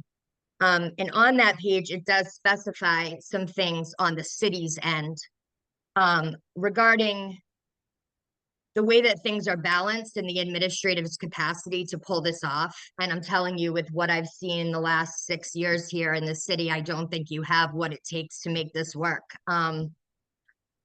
I would love to see people move into homes here, but I do not think more residents from somewhere else helps. I think the people that live here need houses that are affordable for them, and it used to be that way, and it no longer is. And I feel like all of these 40B, 40R, 40XYZ, you name it, they're all really just helping the city with grants and funding to go to things that were just budgeted inappropriately previously. But it's really not helping anybody that lives here or that has invested their lives here. So I guess at this point, it's like, if you can't afford to live there, I don't know what to say, but that's not a safe environment for anyone to live. You can barely even cross the road or get your kid to school right now without having a panic attack, because it's bicycle lanes and it's people running and it's nobody paying attention to anything. And then some of us are going 10 miles an hour, and your 25-mile-an-hour signs that are just randomly placed, which are supposed to be a help, are actually in the way. So I'm a little confused on how all of this is merging. And I feel like this conversation really should be being had with the state. I think if we're trusting one development crew with the decision in the future of our city, we're throwing away the very value of the reason why people live here and want to live here. And I think that is starting to become, I think houses will free up because people don't want to live surrounded with this and always in negotiation with this. I don't think there's any peer reviews that are in set for 40B or 40R. Okay, thank you, Jess. That's that. Thank you. Do we have anybody else remote or in the room who wishes to be heard? Okay, in that case, I will close the public comment period. And just so you know, in case you're going to get up and walk out, if we continue this, we would continue it probably to the next meeting in 2 weeks, and we would again open up for further public comment at that time. This will not be the last opportunity. And I'm sorry, if we could also clarify, I'll defer to the chairs, but if we could clarify what the process might be, whether the planning board and city council might be doing it together. So at this point, I guess it's just open now to discussion by city councilors, the committee and other councilors, and by board members. And after some discussion, after we have enough discussion, we will move to determine whether we want to make a recommendation tonight, whether we want to continue this to a future meeting. So I'll just open it up now, and we'll again have to use the mic. I can be the MC. Oh, yes, you don't have to do much. Do it. You're right here. I'll start, sure. Okay. Am I good? Yes, Yeah, okay. So I guess what I'm trying to understand, is what the biggest difference is between, going with the zoning and allowing the developer of private property to be, if they're both basically giving us, well, similar controls, the same number of units is my biggest thing. Is like, it doesn't seem like the zoning is limiting what could happen there by my estimation of what they were talking about anyway. So I'm not really sure what's weighing one or the other heavier. I think to the public's point, traffic is a huge issue, concern, safety of pedestrians in that area is huge. And the number of units, I think we've all heard that same meant. So I don't see what the zoning is changing here that had already kind of been proposed. Predominant, yes. I'll take a stab at that. And I have a totally different understanding of zoning before coming into what you have now, because of that question about subdividing the lots. But I think you're right. I think that there's no difference per se in the number of units that would be achievable either through the 40B process or through the zoning process. I think the key difference is, and I think, and also there's a development agreement in the friendly 40B and envisioned in the zoning. So I think the key difference is, in the zoning approach, the city council gets to have some input that they don't have with the 40B approach.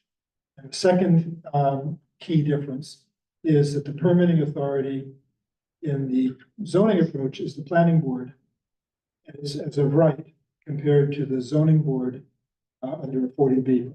So unless I'm wrong about, certainly ask the sponsors if they disagree with that. It seems to me that we're talking the same level of density, and you can answer too. But it's kind of it's the process more than the actual outcome. Let's start with Andy first.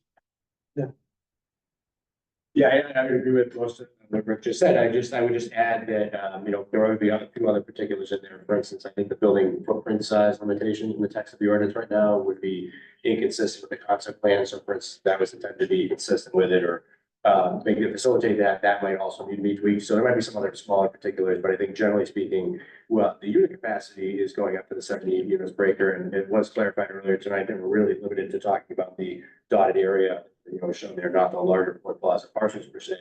But in essence, there might be a few other particulars, but I would agree that there's the potential for the zoning to be tweaked to have a comparable sort of density or outcome.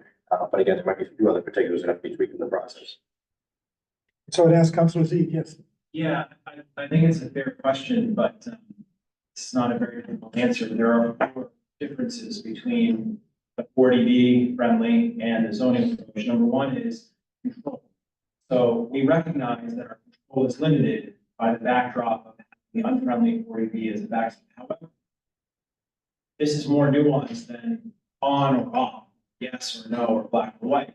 There's a continuum there of negotiation. So we have really would be, I think, capitulating all control entirely if we go more with a 40B style route. We will try and claw some of that back with a development agreement to the best of our ability, but it's not the same. That's number 1, so control. Number 2 is absolutely process. The people behind me are frustrated because they feel like they walked into the middle of a movie, and they have, because this conversation has been kind of happening in different contexts. But this is the first time, I think, if they're coming to this meeting, they're sort of seeing pictures and they're zoning, and it really feels like they walked into the middle of the movie and not the beginning.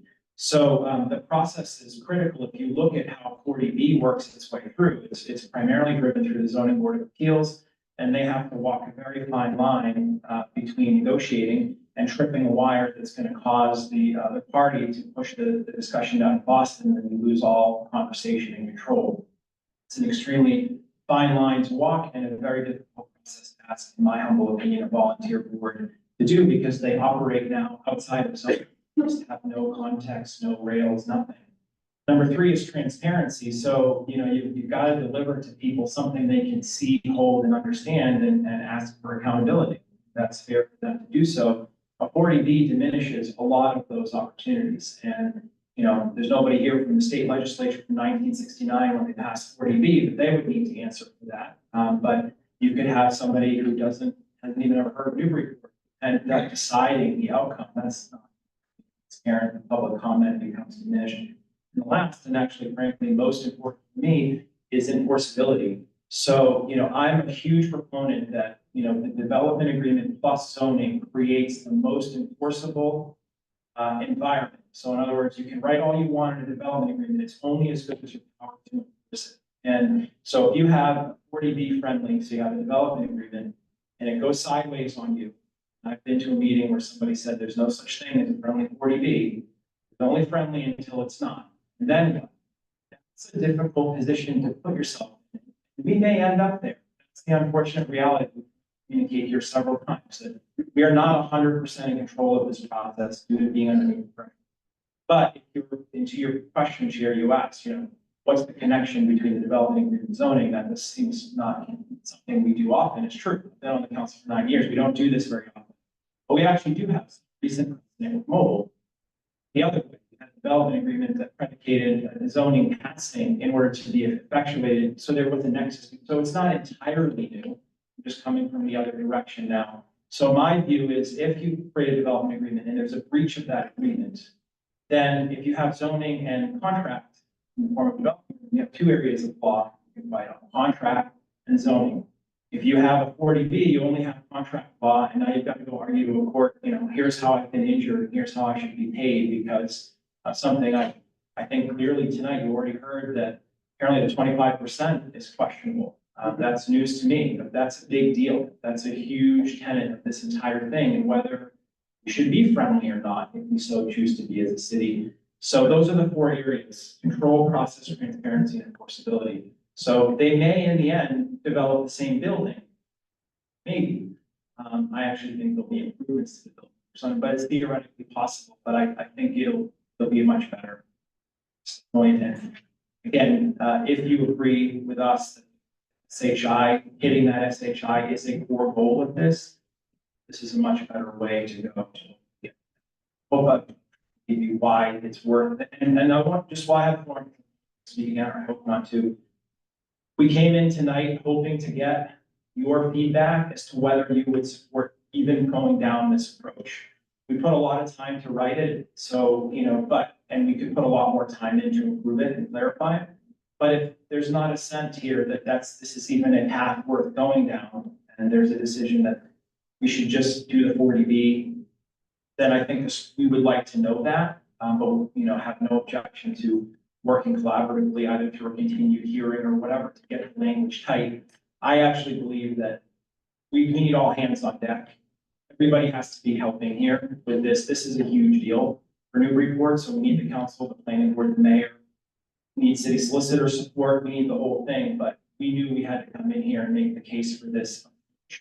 And that's what I'm hoping to hear from you all, not, certain words in the ordinance. We're very much communicated, open to fixing, adjusting, changing to get there. Thank you. Thank you. Okay. So Harmon. Direct report. Someone asked this question. Maybe I just wasn't listening well. So I'm going to give you a second crack at it from my understanding.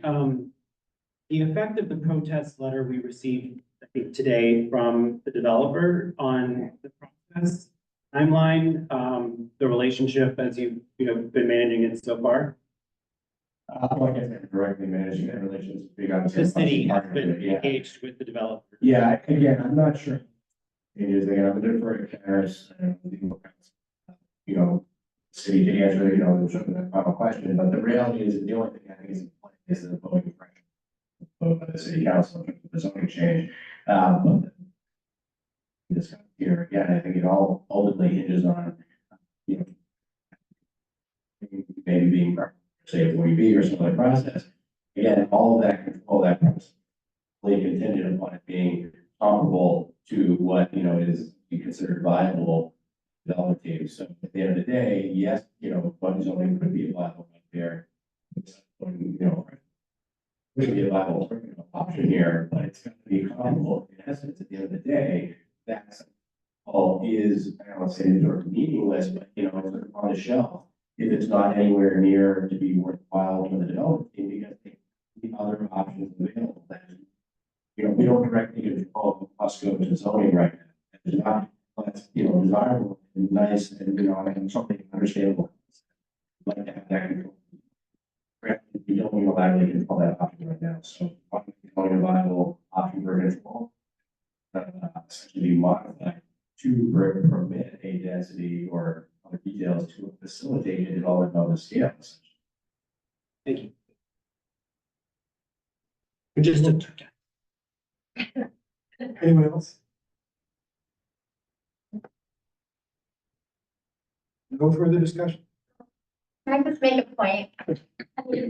We should have the attorney here, so I don't know why they weren't. When we have another meeting, we really do need Attorney North representatives. There's a lot of questions that I think it'd be helpful to clarify. And then the second thing is, I do think it's really good to have a few slides or something to actually go through the ordinance. I thought we were going to do that a little bit today, that we can talk about, what are the salient points. Some of us have asking, what was the option that the developer agreement and the developer was proposing. So it's nice to see how this really, how does that map to that? Because I am completely open in answering the sponsor's question, how do we all feel about this? I am open to seeing what are the pieces, because we know this is it's an unusual, I think it was best said that, the rock is in a hard place, and what's the rock here? I completely agree with those sentiments, but in order for us to get to a place that publicly, being in this public forum where everyone's watching, including the ones who we're trying to work with, then it's best that we do use a way of working collaboratively together, recognizing the points that are critical to getting something done there. I also think it's a miss that we're not looking at the whole location. And I remember working on the MMBTA communities area. That was something we talked about. When we were talking about zoning, what was the option here? We didn't talk about the fact that there was through grant money, someone to take a look at it and see what would make it like that village center. Have the pedestrian access, safety, using maybe the smart road district design elements that were vetted and approved. There's a lot of work we already did. How can we really take it beyond even this space? So we are in a reactive position here. This is reactive. So let's acknowledge that. We are in a reactive position where we're just looking at this. This is what the developer has targeted. But we should not miss as we have these conversations, what's the potential for the whole area.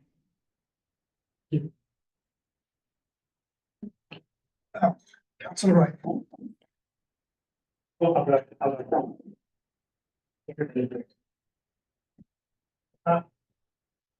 So, there's been a lot of discussion, I think it's been a discussion, I'd like to bring it back to six.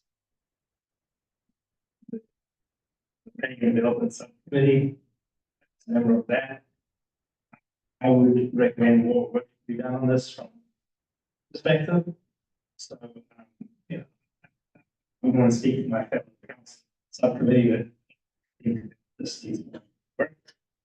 I think we need this, we've got the broad background. We need to look specifically at the ordinance and that should inform us. Unfortunately, we're finding one hand tied behind our back because we don't know what the city's negotiating with the developer. It's a private discussion. We don't really know what that is. So we're relying on the city to develop an agreement that we're not a party to. So that makes it difficult. In either approach, but from perspective of the process, we recommend that we both the planning board and the planning and development subcommittee suspend this and move it forward to another day. Thank you. Yes, I actually agree with you and Councilor Khan that the presentation we've had has been a presentation really more of principles than of the details. And I think that usually when we go through a proposed zoning ordinance, we look at the text. I think that would be useful to do. And I guess I don't know whether, so we would be normally continuing our meeting to October 2nd. I don't know whether Planning and Development Committee would want to continue as part of that, or we want to do, schedule. Yes, October 2nd. Yeah.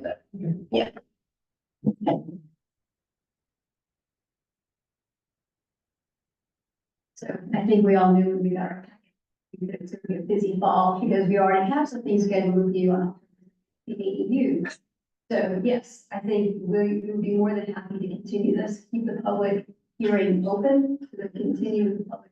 I think it's, to your point, we didn't discuss the need of the ordinance. We discussed the broad terms, what the are and everything is. So I think folks got a good dose of zoning tonight. I think our next meeting should be getting into the weeds. Any further comment?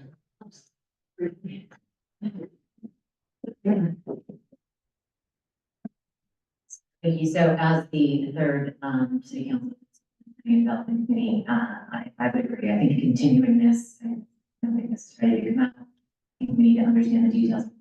We have, a lot tonight, here the general public has. So, first from that perspective, this in. Secondarily, I just want to hit on a couple of things that have been made most recently. So, firstly, as Councilor Wright just said, I think it's important to understand that even as city councilors, we are not privy to this development agreement. The administration is currently working on it. So, I have not seen it myself. This is a set.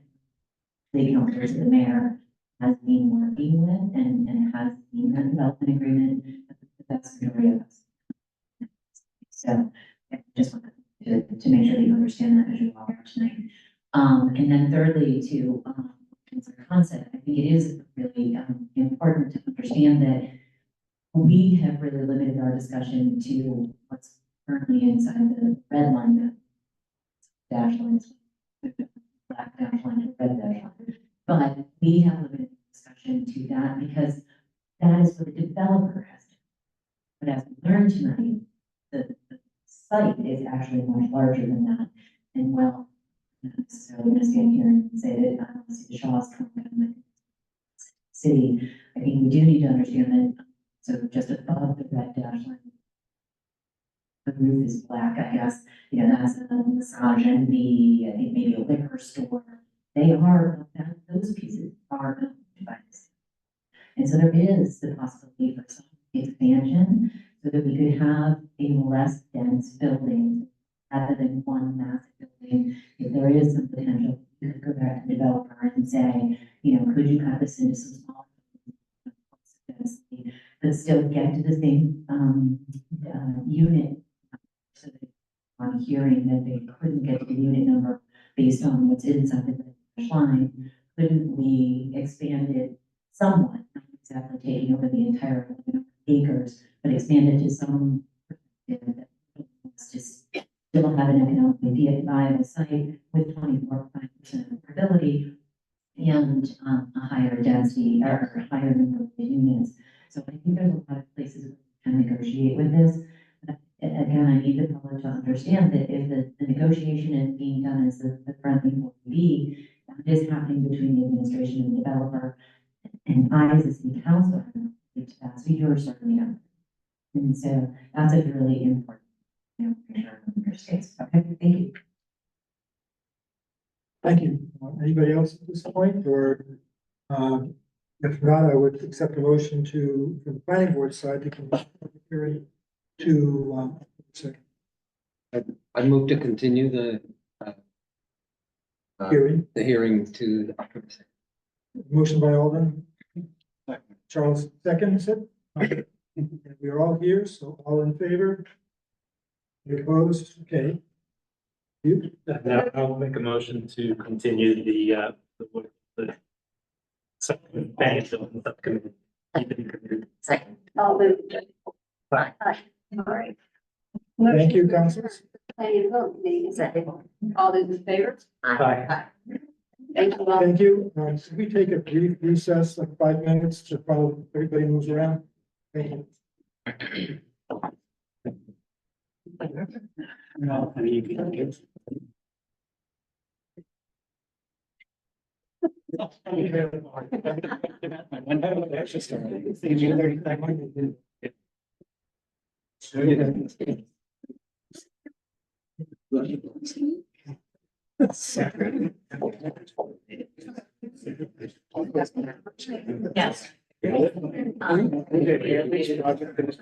Yeah.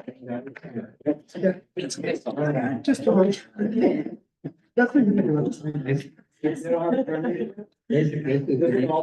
Basically, 26 minutes. How many are? Well,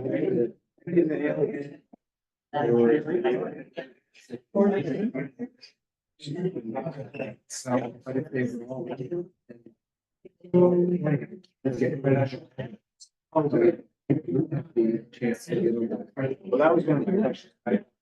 That's my understanding. I can't remember the exact. But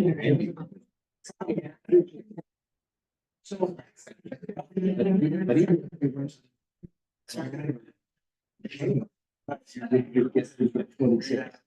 Even if they, well,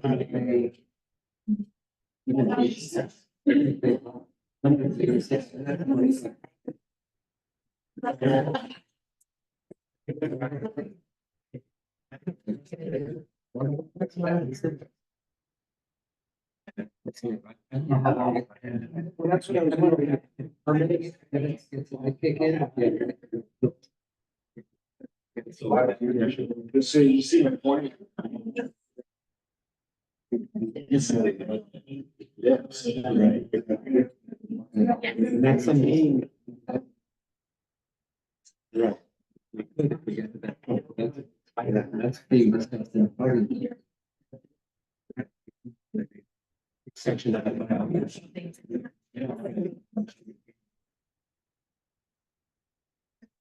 So, have you heard updates? Yes. That's it. If, well, depending on the census, if you're close, like we are, you guys are over 5% increase each year to sort of give you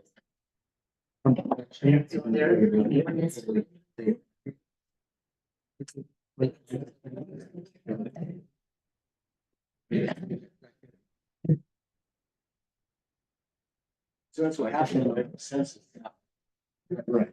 Right. It wasn't the public told, but that number stayed the same. But you're not seeing it. So, 5 years. 10 years. 16 years.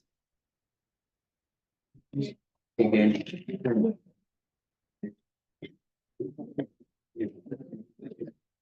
I think it is. That's the thing. You can see over there. Yeah, I think we did. Well, what about, my other question is. We can ask those questions when you're housing. It's a. I don't think. No, because it's a housing unit. Not. But it's out. It's at least 5 years. Long was here. Yeah. Long been sequel too. So I see the fancy city council leaving us all of the. Very quickly. What are you doing?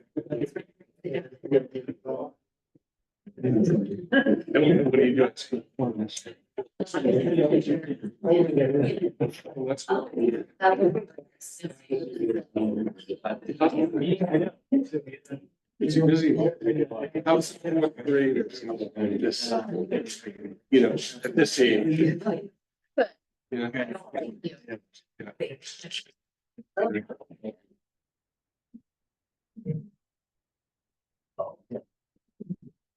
Rather than.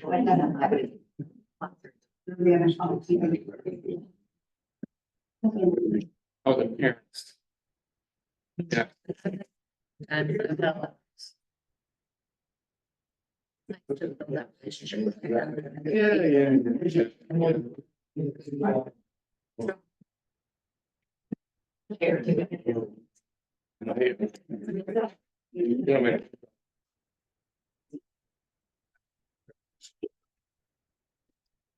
Yeah. She's just like, You're just. just the involved. They're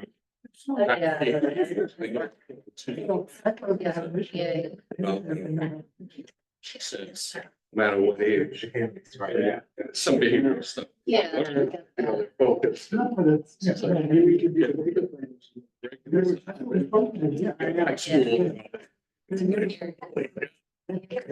Yeah.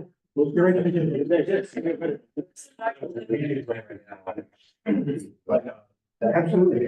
And they can still do it. But they just said they're not going to. So, you're into this, you know, to everybody. You just don't understand. It seems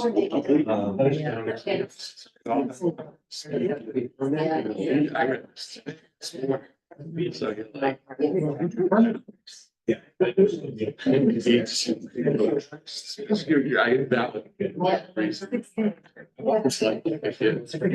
say if you. I think.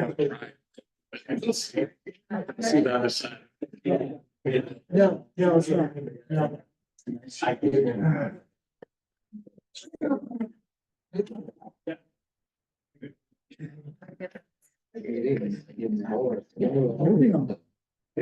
You a little bit more room. Cramping your style. Boy, look at this, it's kind of, the room's gonna fly in this direction. Yeah. I think 3, 4, 5, I think we're on here. Okay. Now. Reconvening.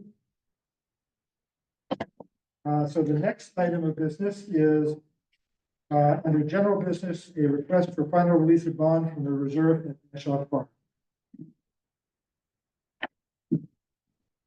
Good evening, Mr. Chair, and members of the board. This is me telling across the 30 Green Street Newburyport on behalf of the Reserve at National Farm LLC. Excuse me for a second, I just have a question. Why am I only holding one mic at this shit?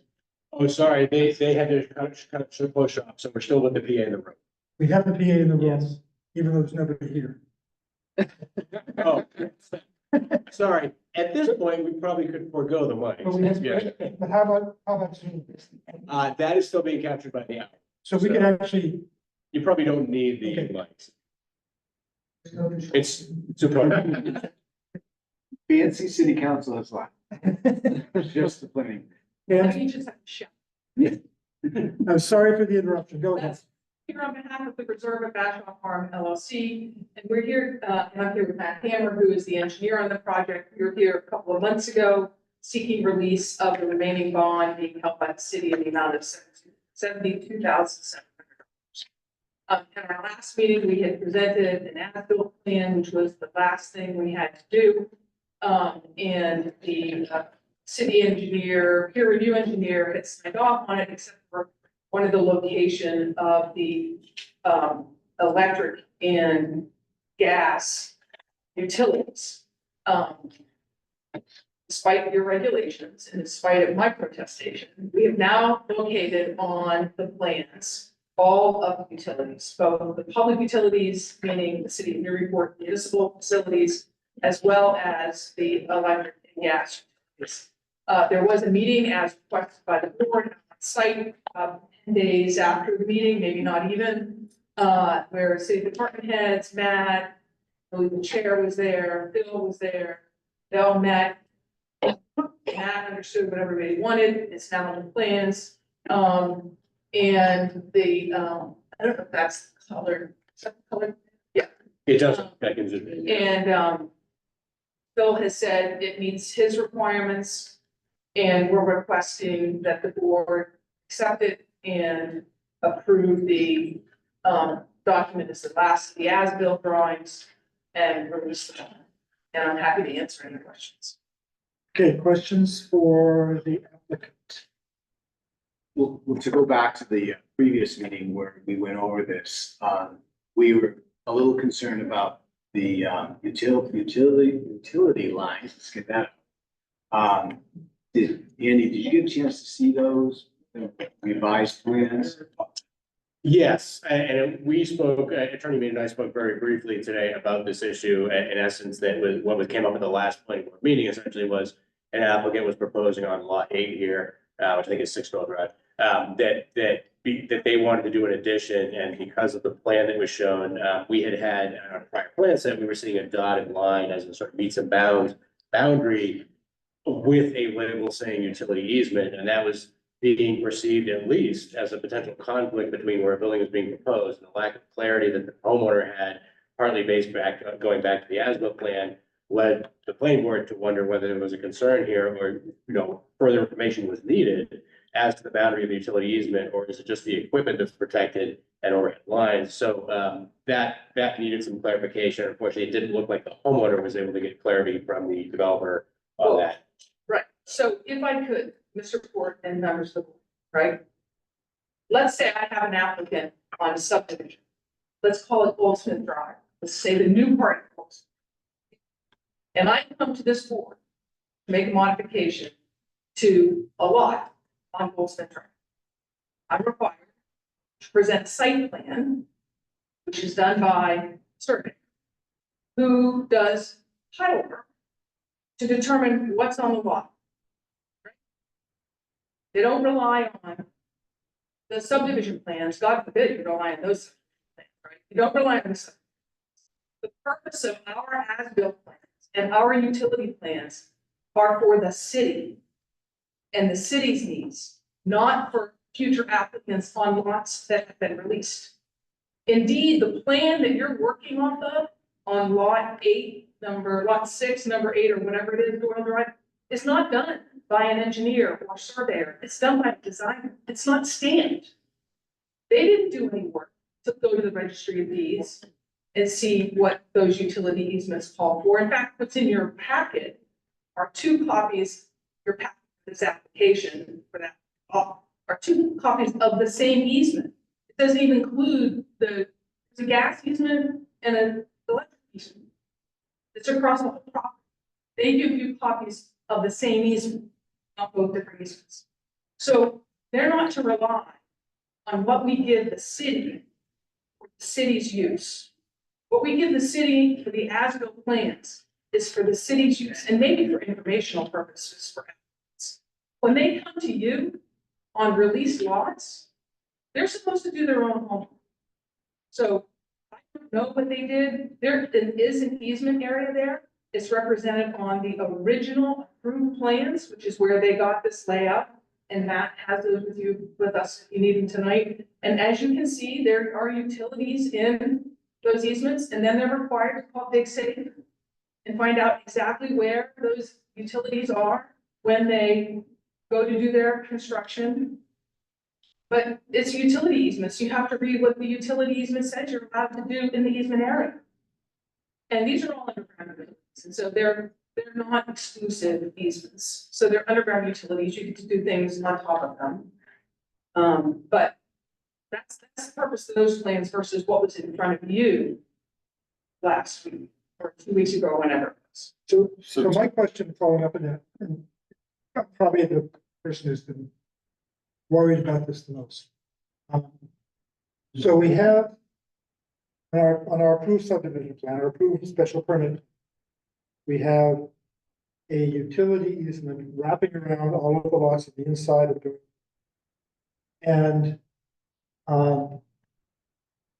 then we have, those utility easements are not, for the service lines to the individual homes, or a continuous underground line that connects all the lots, right? Are you talking about the gas and electric I'm talking about, easements, or are you talking about the municipal? I'm talking about this underground electric easement here, underground electric line. So when we look at the approved plan, this is protected, covered by an easement. Not concerned about, these individual services. I'm concerned about an easement on this property that benefits this section, because it's. Right, and that is, the electric company owns that. Right. That's an easement on the plan. So we did not, so then when we got a plan, I don't think that's, I'm not even sure it's recorded. And then so then let me just finish. So our concern was when we got a plan that showed an easement here, that we didn't know what that easement was, what the terms of that easement were. So we were asked to allow a structure to be built on top of that easement. And so we just don't have the information. That's our problem. Right. Not a plain. Disagree with you. Can I just interject You here? can disagree first, but I'm gonna disagree next. Go ahead. Sorry, just to clear, I'm not sure I completely understand the position. I understand part what you're referring to, Lisa, but also at the same time, if the development team is in essence what conveyed or the party that conveyed the easement in the first place, would it not be reasonable to expect here to have clarity somehow provided relative to that easement, at least on this particular instance? Because it's not as if the development team is unaware of the easement or the details of it. Presumably, the development team knows what that easement is about. So it's not completely unreasonable to expect some clarity here, at least in discussion related to this spot, as to what that easement is and whether or not it would, implicate some larger area. I'm gonna read the easements, the utilities, right? So it has language in it. I mean, I'm just gonna read some of them, I'm not gonna read the whole thing, right? But before we start that, can we get back to the general point? I would disagree that if you say you owe an as-built to the city, that it can somehow be less accurate than the actual as-built condition to be submitted here, and that the owner of that parcel was awaiting that to be conveyed to them as part of the turnover of the development. So I don't buy at all, I honestly don't follow you, that somehow an as-built is somehow less accurate because it's just for the city. No, I'm not suggesting at all it's less accurate. What I'm suggesting is that you have rules and regulations about how when a lot comes before you for modification, you require a site plan, right? And these are absolutely accurate. And if somebody wants to go in and look at them, that the purpose of these plans are for the city, not for somebody else. So people can go in and use them, but that's not what your rules and regulations don't say. I, as an applicant, can go look at the old subdivision plans for Goldsmith Drive and come into you and say, here's my plan. Your rules and regulations say, you've got to have a site plan that meets all these specifications. That's what I'm saying. And their plan doesn't do that. So what you're saying here is that is, Yes, do you absolutely. believe that's actually accurate? And if the homeowner came in and said it had it marked out, and if it's not accurate, what would you say to that? It's his problem, he should survey it himself? That's what I'm getting at this. Survey himself. Yeah, could I, Yeah, go ahead. we commonly resurvey properties over and over and over again, because properties just transform over time. Understood. So we just use all of the information that we have, and then we resurvey the property to ensure that the plans today, are the way that they always submitted. I think that's all this means. I guess what I'm trying to say is you're here right now saying that that's an answer. Yes, that's, And you believe that's accurate. I do. And how do you know that's accurate? Did you survey after the electric went in? We have Greener who did all the trench work for all of the underground utilities, provided us an as-built plan, which we superimposed onto our. And you verified, as an engineer, you verified. Yeah, I think their word that that's where the utilities are. We put those on our plan. I'm not there for the construction of every single utility. So it's common that we get tie cards, which we got from the water department, which was provided by the contractor. We get information from the National Grid that gives us information related to the underground electric, the transformers, the sweeps, the gas. We also got information related to the force main on the sewer. So you're just the integrator, you put it on, you put it on your plan. And as long as I make note of where I got all that plan, that's the best that I'm gonna be able to do in order to provide detailed as-built plan. But then Yeah, because I think what happened in this case, if I recall correctly, you did. is the owner actually went to National Grid and got the easement in their possession, which is their rights and permits group, and it didn't show. It was different than what you see here. That was his point. And so what we're trying to do is figure out on a plan, can we approve a structure that on your plan says something's in the way? So. And that there's an easement of report, that's. So there's a recorded easement. And I don't think that's the homeowner's responsibility. So there is a recorded easement. That I've was seen it, I read it. part of the We original submitted. subdivision plans. That has not changed. Right. If there was an additional easement that might have been incorporated from the utility companies, those would be on the individual lots to those respective property owners. I wouldn't necessarily know. Can I help maybe push this along just a little bit. Ordinarily, like if something was built differently, we would no way of knowing. But in this particular instance, because we did a deep dive into this corner lot, we got both the easement, we already had this like a couple weeks ago. And we got the benefit of seeing dig safe marks like on the ground. And we know that it's different than this. And I think the illustration, just to show it to you, is the last page of the electrical easement. If you were to put it next to this, you'd see that just they're different. It was physically constructed differently than this. And so we're having difficulty approving a drawing that we have a lot of evidence is very different than this. Are you talking about exhibit A on the electrical easement? Correct. Yeah, but read the note at the top. The exact location of said facilities to be established by and upon the installation of the erection of the facilities thereof. Correct, but it was also dig saved. Right. So, I mean, So they have markings up there. so one of them's wrong. Hopefully dig safe's not wrong. That would be, we understand that's the gold standard for correct location, but. So I guess the point I'm making is, it's the timing of it. You're submitting as built, it's in the definition. And you're saying, I want to release X amount of dollars. You asked us as a board to agree to that. But if we know in fact it's not accurate, I would say, put it back on you. Call the company that you had do your work for you and have them verify. Site's right out there, it exists.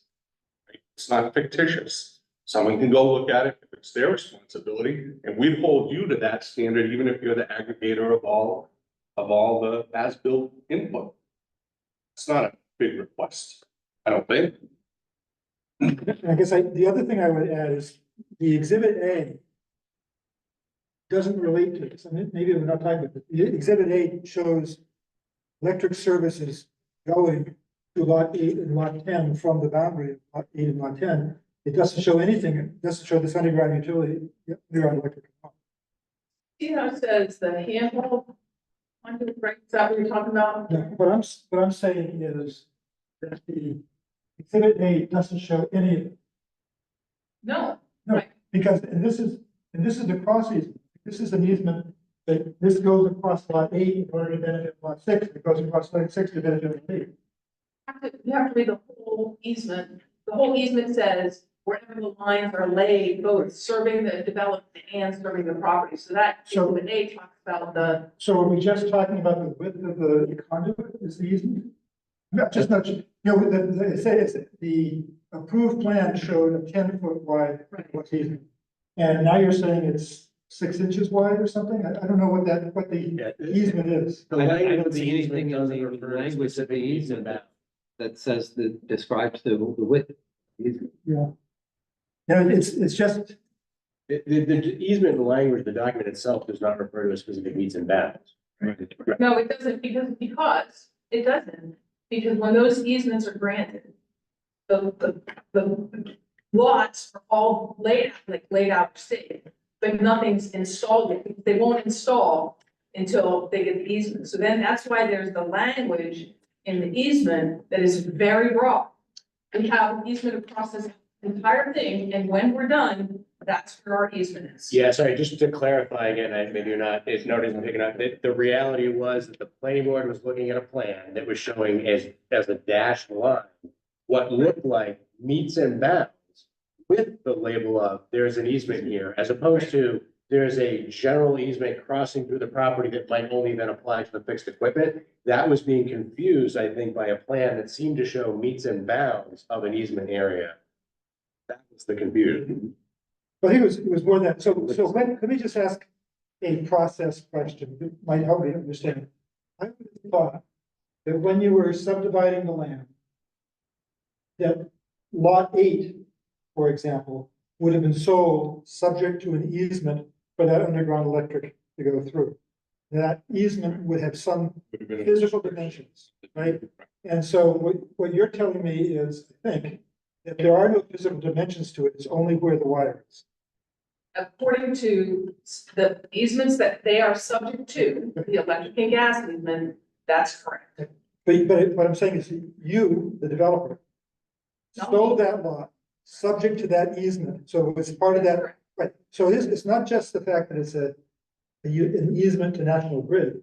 It's an easement that you reserved when you sold the lot. Nope, it's an easement to National Grid. I didn't have to reserve it, right? Because they were first in time. Oh, before the lots were subdivided. Correct. Got it. Okay. So, but you had to notify the property owner that there was No. easement. Property owners, when they go to buy their land, let's ask Charlie about this. When they go to buy their land, they have to do a title search and they see in the title, oh, look, this lot is subject to all of these easements. And how would they find where that easement was? They have to read the easement and then they go hire DigSafe or the easement is marked on the plan to the dash, right? So, I mean, that's, you say, that's what you say in the easements when they get laid out by the utilities. I don't know. Jennifer's our administrator, Mike. Jennifer Blanchet, zoning administrator. I know that during your last hearing regarding this particular lot and the addition that was proposed, there was concern over this, and there was a request made that the applicant actually provide to me a plan showing where this easement was. You're probably not aware of this yet, but I took a giant gasp and I said, no way. I'm gonna tell them, call DigSafe. That's how we know where the lines are. And that's the only way that we will know if they can put that addition there. So it doesn't really matter what the plan says. The easement is for wherever that line happens to be. And the only way that a builder or property owner knows where that is in effect and whether it is in conflict with their proposed addition is by calling DigSafe. If they call DigSafe and they mark it out and they can't build the addition as you approved it last week, then guess what? They have to come back to you. And they have to say, we actually can't build it the dimensions we said. Can we change it yet again? So let me just ask you another question then on that basis. So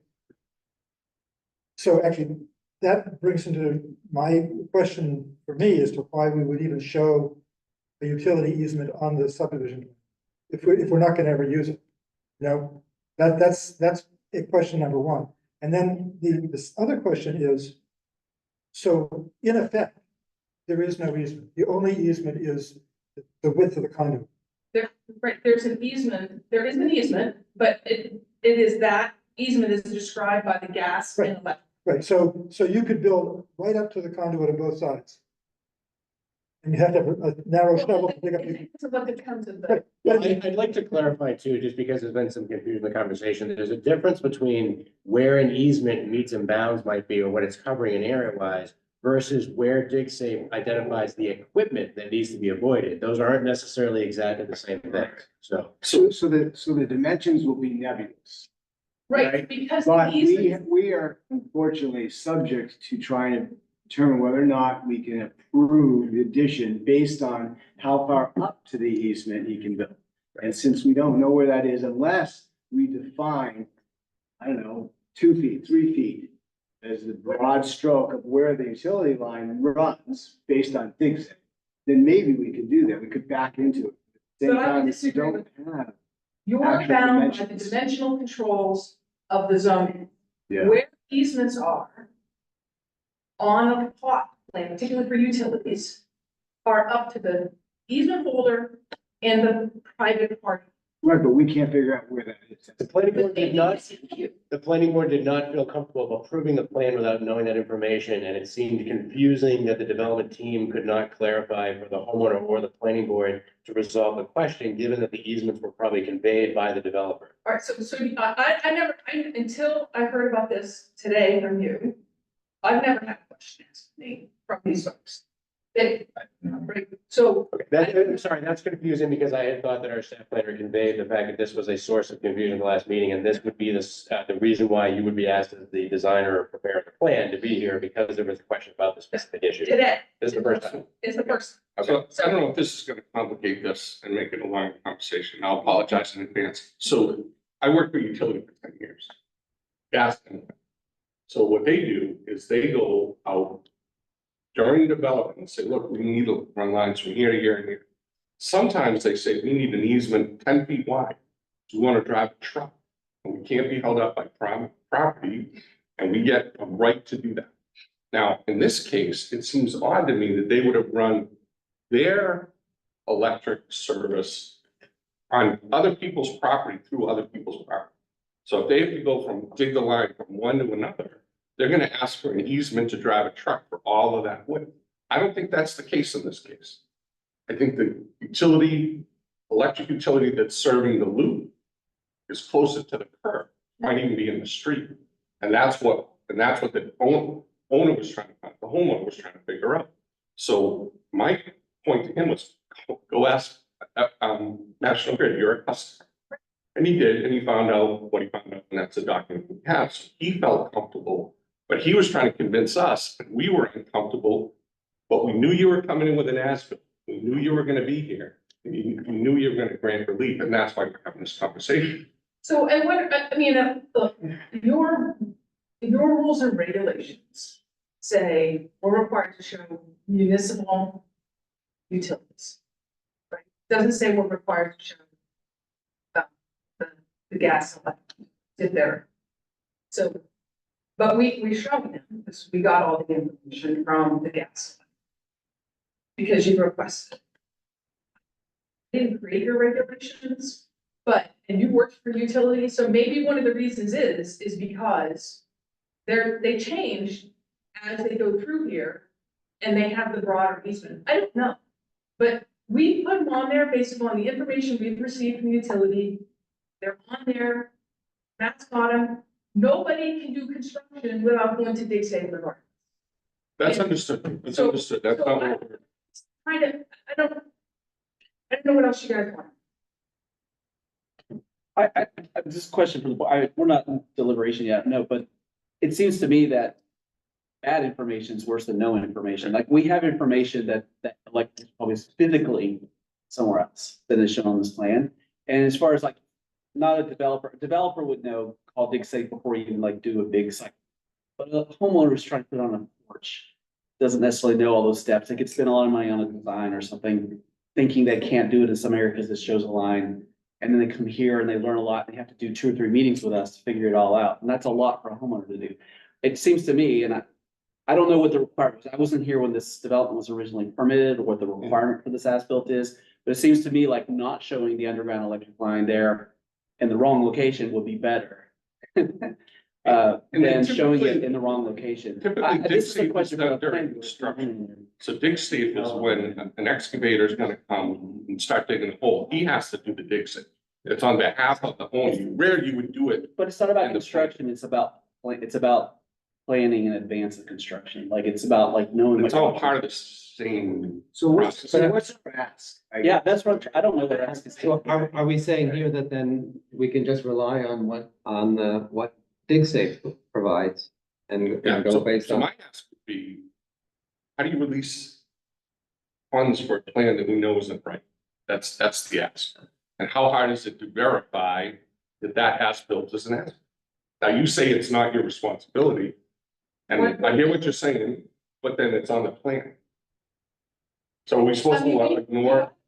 I mean, those are on there based on the information that was provided to them. I understand. I don't know, Aren't you a bit curious to whether they're accurate is the question?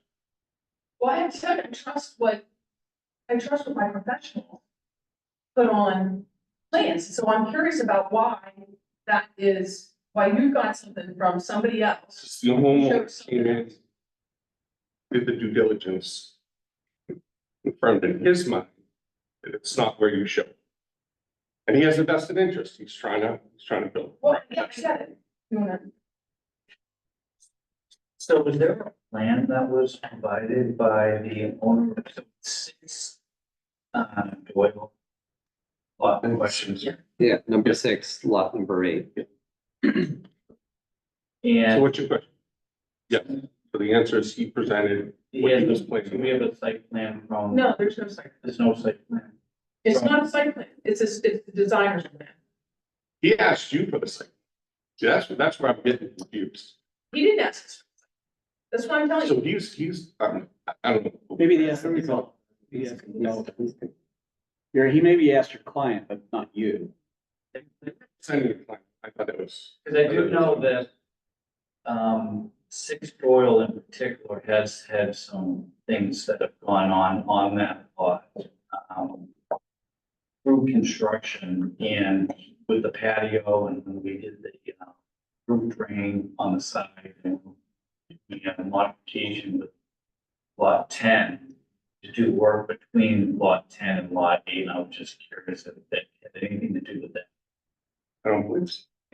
Just to clarify, I think there were a couple of plans that were displayed by the applicant in this particular instance, but this, just zooming in on it, is one of the blowups of the area that was causing some confusion. So in effect, and again, not assigning blame or anything, just part of the confusion was caused by this utility easement with a dotted line suggesting the boundary was going to cross through the proposed addition without any clarity as to what that easement was. Then there was this overlap with, is dig safe going out there, what's being marked, what does the easement show, language and the structure of that is a little different than say an easement that deals with definitive meets and bounds.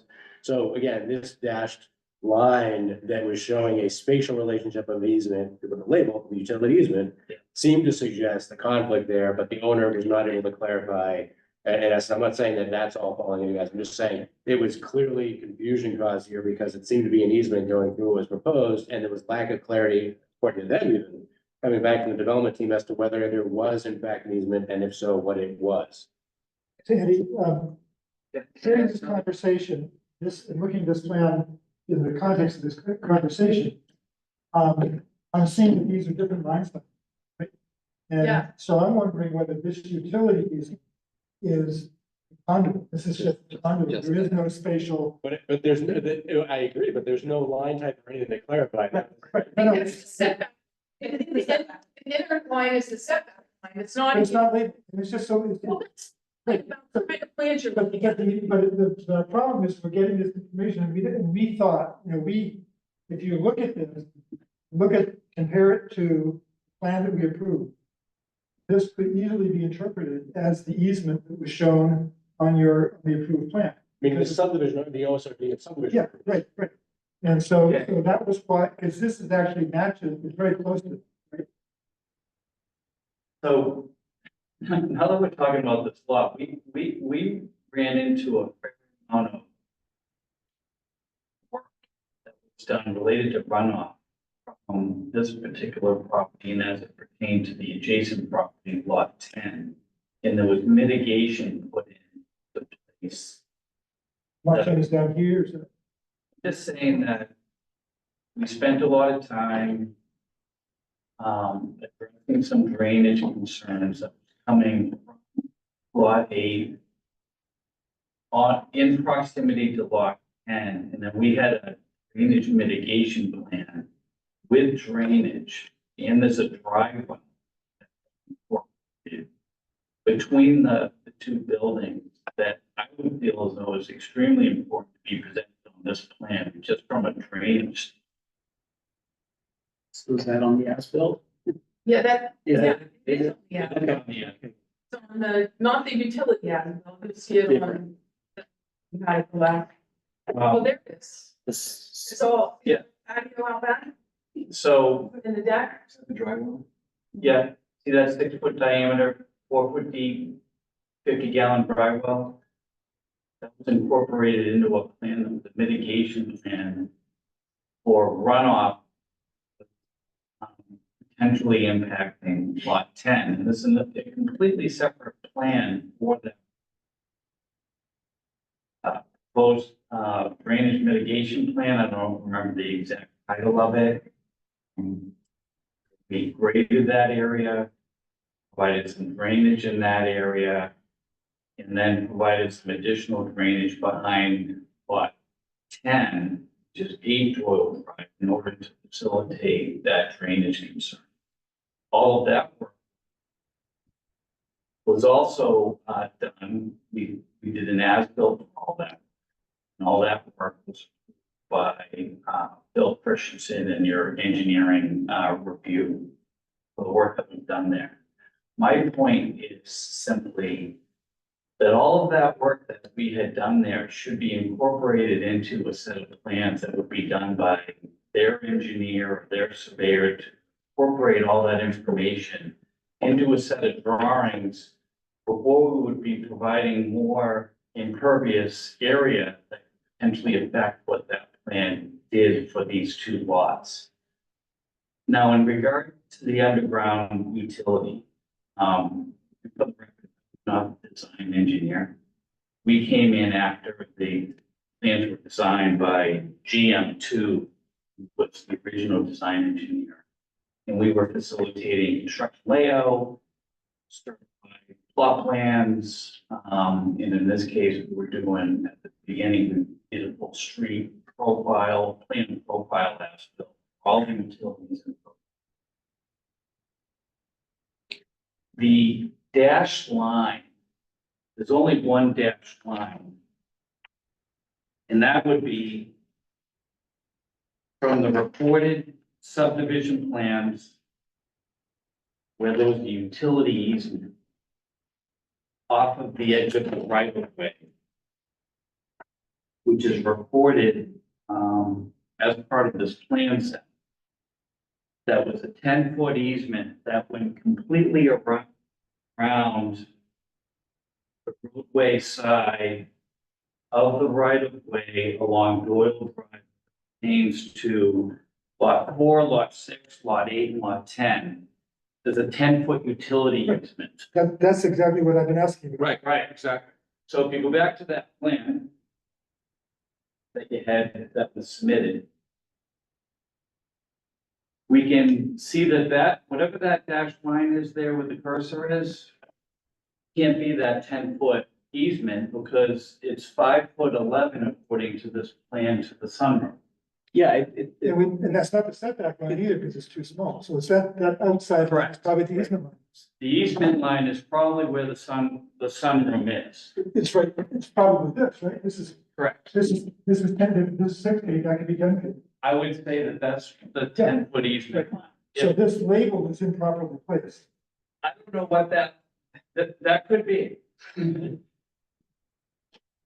Their surveyor in the building department and the engineer would need to make a determination as to whether a proposed sunroom can even be proposed within the easement or as it affects the overall development of the project.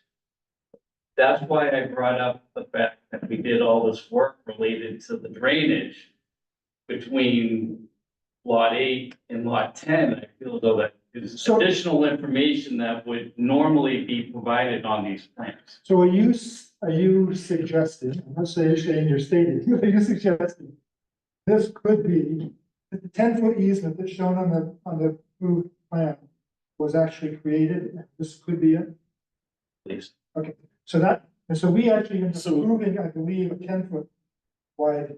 Correct, so we approved something that came in here, partially into the easement, figuring that it was gonna be far enough from the utility, and it wasn't gonna be a problem. Well, we said subject to. Yeah. Well, it's two frankly, things. in any It was event, never recorded on his deed, and National Grid doesn't call out for that easement. So does that plan indicate also? So you say there's a 10-foot easement by the utility, It's reported, these plans are reported, that's the lot you bought. the homeowner says no. Well, what do you mean? No, the plans are recorded, you guys have a copy of the recorded plans in your office. So, but what I think I think that you're probably right and the homeowner's wrong, because he probably misunderstood, but this is probably the edge of 10-foot easement. So let me also say that I just texted with my client. One of his assistants was asked by Coleman, I believe that's its name, for a copy of the plan a few weeks ago, and our as-built wasn't done at the time. So we didn't give him, he asked for a copy of our as-built, and we were getting it ready to submit, so we didn't give it to him. So just so you know, that he didn't ask me, he didn't ask my dad, but yes, one of the owner's assistants. And he didn't get it because it wasn't done. So. Could I just ask one more thing, hopefully one more thing? So you said that the plan with the 10-foot utility easement is recorded. Yes. So is there anything that says what that utility easement is? There's no deed or a document or anything. So I would also remind the commission, the board, that I came in late on this project. I didn't do the permitting on the project. But it's reported on the plan as a utility easement. But I think that's all that it is. I think it says it's utility easement. So if we And the look, purpose was to run. so if we look at that plan, we can use that easement as a basis for making decisions. Okay, I think so. Is there, presumably there's a deed or easement or text that refers to Yeah, that. where's the document that says there's the easement? Where's the document that expresses the conveyance of the easement related to that boundary on the plan? Is there some document that your development team can point to that explains what that drainage or that utility easement is and is conveyed? Because the plan is only showing the boundary. The plan is not the actual clarity as to whose rights and what it's for and so forth. It would be my understanding that anyone who buys property within this development is bound by the permits that were issued, that were the original design plans that are on record, as well as the decisions on. That's not what I'm asking. What I'm asking is, if the plan that you're referring to here has an easement boundary shown, whatever that easement is, presumably there's also language that conveys who that easement is being granted to and what it's for, or any other relevant information about it. Is there information about that you can provide, or is that unclear from your end and you can only point to the boundaries of the utility easement that is shown on the plan? Yeah, I think we can only point to the boundary utility easement sit there on there in addition to the two Okay. blanket easements. But if it's an easement with National Grid, they have a rights and permits department, they have 10 lawyers. They record this stuff down to the inch. Right. Because they don't ever want to be prevented from driving on some property to do work. Right, that's what we're saying. Where is that?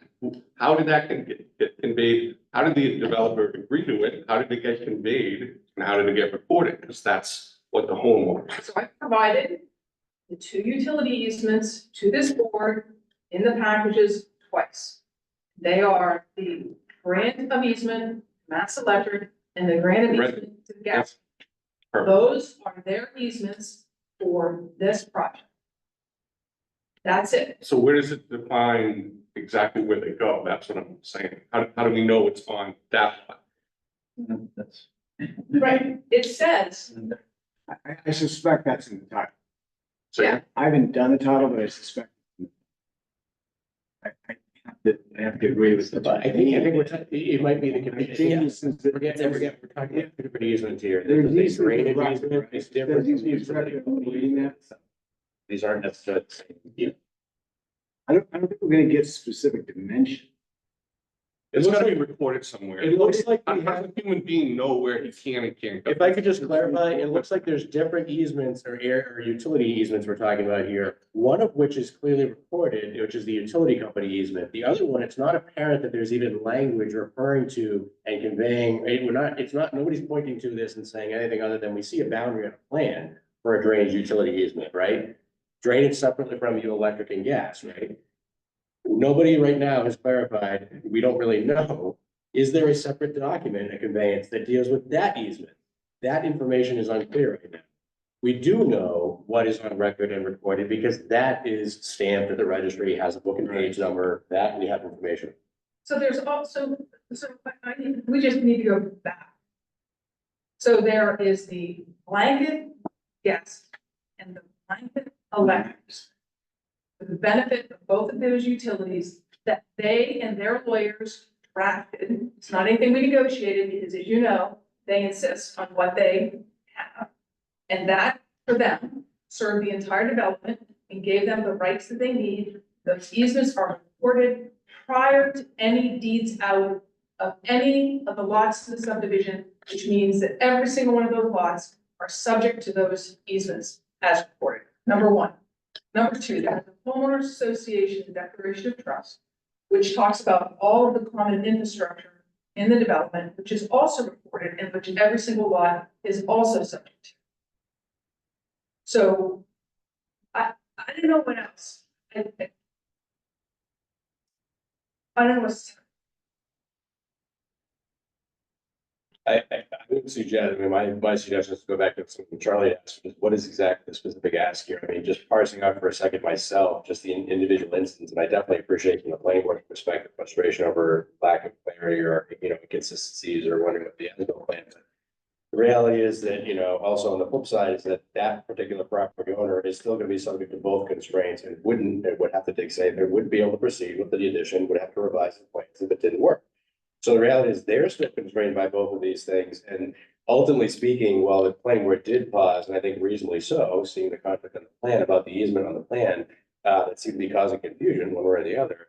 At the end of the day, the question for the planning board, to be fair, was also really about a spatial relationship on the site from a OSRD subdivision, massing perspective. The planning board didn't necessarily directly need to deal with the fact that there was a conflict between those things. It's understandable why it was flagged and of concern, but I don't know we necessarily the board needed to address that specific concern. I just point out there's a distinction between the substantive decision the board had to make about mass and location. The applicant still would not be able to proceed essentially and would have to dig safe before doing that work, so. Right, so the physical location of utilities is easy. You do dig safe, they tell you where it is, then you know. An easement is a fictitious thing. It's an area. Right? It's 10 feet wide, that means the truck's gonna drive. You won't see that in a dig safe. Correct, but it looks like nobody is pointing to or can verify. There's not going to be any documentation, it looks like to me, that is suggesting there's a physical, that there are meets and bounds that encumber the area. That it looks like it's going right up against that line based on the 10 feet they gave us in the plan that it was approved. It might be right up against it, but it's not necessarily that it's going, conflicting per se.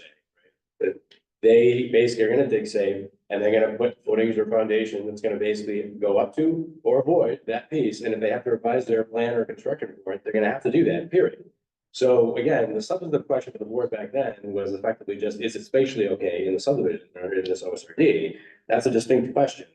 I definitely appreciate from the as-built plan perspective, I saw certain things that seemed to go awry on this particular development. So I definitely appreciate that concern.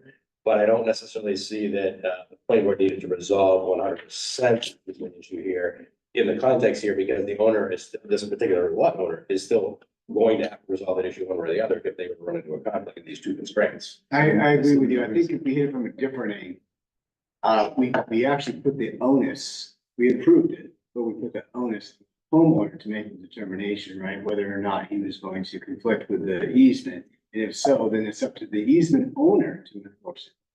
So Right, so if you build on it, you think of it that way, you build on it, and then someone comes 10 years from now and says, hey, you have to move all that, you have to remove that. It just has, I can get assume the that, risk. I get that call once a month. Yeah. Right, I mean, it's like, yeah. This is not the time, goes back to something I said at the time we were having this discussion with the applicant on this lot, was though the easements from National Grid, the utility easements are not the type of easements that some of us are used to, where it has a definitive meets and bounds on the property. It's not the same structure of an easement that they use, it just isn't. So, This, I'm not, I guess the question, I've got two questions. One question is, when, in this particular subdivision, should we be, when we grant amendments, should we be putting in a warning? We don't know where things are and it's up to them to. Maybe subject to an easement. I think it would be reasonable in context here for saying certificates of vote, or amendments to the OSRD going forward, to make it clear as part of that. At the end of the day, that'll still be the case. But I think in fairness to the board, given, uncertainties about some of these things, I think it's worthwhile to basically say, look, we'd like to at least put you on notice. We can't verify 100% ourselves. You're gonna have, the onus is still legally on you, but we're just reminding you. And then the other question that I had was, about the release, the section of the regulations require, relative to release of performance guarantee. It requires us to have received written evidence from both the board's outside consultant and the DPS director or designee. As-built and road layout plans have been submitted and reviewed. There's other things that the DPS has to agree. We received that from DPS yet? I don't believe we received anything from DPS that closes that loop. I think Phil, what I can gather, Phil is reasonably satisfied with the information at this point. So he's given you his written, he's ticked off those things that he's supposed to give us. Phil, I don't think we've heard definitively, let's say, from DPS that everything looks, 100% on the plans. I don't know whether they frankly could verify. So I mean, written evidence from the board's outside consultant that the underground wiring, water main, sanitary sewers, storm sewers, hydrants, and or other site improvements conform to the specifications of the board's requirements. So Phil has given us. Yes. Right. Yeah, this is Phil's email here. So he's not saying, he's actually saying I don't know, I'm accepting somebody else's reference. Oh, and To a then he degree, says yeah. utility plan addressed my recommendation regarding the documentation, the location of all utilities is accepted. Can I say something Sure. for thought? So first of all, I 100% agree with the applicant that this plan should not be definitive as to all easements. Like that's not, I don't even think this is an as-built. And I also agree that it should be on every lot owner ultimately to get dig safe, and that should be the final word on where you can build and where you can't. Where I think there's a conflict here is that ordinarily we would have no idea if these lines are in the right place or not. In this case, we have a lot of evidence on one particular lot in a large subdivision that things are located somewhere other than shown. So a couple options are have a giant note on here, say like, this is diagrammatic. You can't rely on it because there's a perception that you could rely on this. It's the problem that I have, that there's a perception you could go grab this from City Hall and say, oh, this is where things are. And we know that's at least on one lot, not the case. And probably not on other areas too, because no one could possibly know. Even the development team. at this point. You could be 3 feet off easy on a dig safe. Yeah, You so I could mean, easily be 3 feet off. but maybe this one more than most, because we specifically know of the discrepancy, should have an even larger disclaimer, just so that people don't try to rely, you know? I would prefer, though, that the applicant at least correct an area that is known to be a discrepancy. I think that would be a minor, I mean, that can't be more than 10 minutes of drafting, but maybe it's more than that. Maybe I'm underestimating it because they've got to make some calls, they've got to do some research. It's probably more than 10 minutes, but to the extent there's a likely known discrepancy, I would prefer they get corrected, but short of that, like some large note that just is kind of like makes it clear to people that don't rely on this for accuracy of, it's not an as-built physically even because we know there are discrepancies. That's not the right language, but something to. Just as a footnote, if the planning board is accepting the as-built plan, releasing clearly it could be documented in the planning board's record, it could be, that's here, it could be otherwise, but they're just recognition that there might be still some questions about the accuracy of the as-built plan and whatnot, because frankly, this conversation could go on indefinitely. Based on what I've seen with this particular development on the site and the history of the last couple of years, this conversation could go on indefinitely, and I'm not sure how much we get out of that. Back to a question that Charlie originally asked, what is the ask here? Are we asking for revised plans here or whatnot? If the as-built plans are what they are, the physical conditions are what they are. I frankly don't know how aligned 100% these things are. So at the end of the day, I'm not wedded to continuing on an argument over the finer grained details of what's on the plan, because it is what it is, and we're all gonna find out sometime during the, as-built, or dig safes or construction or whatever, whether or not there are any discrepancies, and there could be. So I leave it, to you guys, but back to Charlie's original question, I guess. What is the ask at this point based on what has been submitted? If we can clarify what that is, then we know whether or not we're doing something tonight or is it being continued or. So what I would suggest, I don't know if this is possible or not, but if we want to move ahead with this, we want to grant the release, I would think we would want to vote to waive the documentation, because we haven't got, to my knowledge, we haven't got DPS, a letter from DPS. We would want to waive that. I think we would want to waive everything that Phil has said, that everything conforms, because he's basically not saying that. He says, I wasn't on site, I don't know. So I think it's fair to point those things out. I don't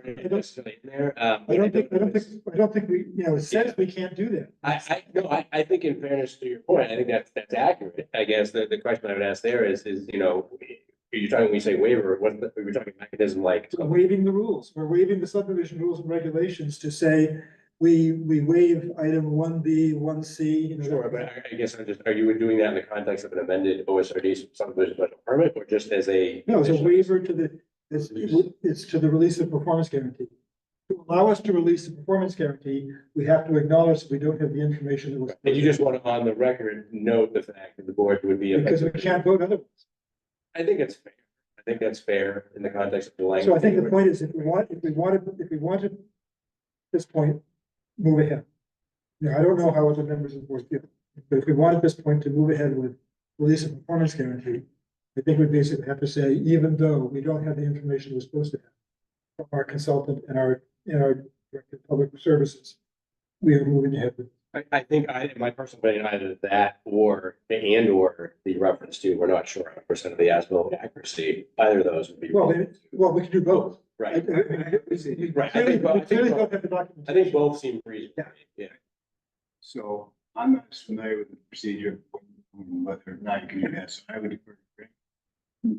Definitely do the other aspect. I assume we can waive anything. Yeah, I would include as well, the footnote, we're just over 100% accuracy, so no doubt for the record, so it's in the file. Yeah, I can go along with that. My bottom line was the city satisfied with the as-built requirement? Yeah, I don't, I can't speak for public service, I cannot speak for Bill Curran directly. I don't think that either of those parties, my own opinion is, I don't believe that either of those entities or parties believe that there's any further, that's going to be gained from this back and forth of the as-built plan, frankly. And this is partly due to the context that some of us have seen over the last number of years. It's just how much we're going to run circles over the same questions. But did they understand they were supposed to provide? We had reached out to them. I don't know. Sorry, did you want to add something? I would.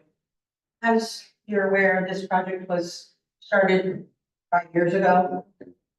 Continuity of staff doesn't exist, so The although ability. certain elements of it may have been observed by various members of staff in different capacities at the time, there is no one who serves in the capacity of director right now that could write, or deputy director, that could write that letter that they observed it.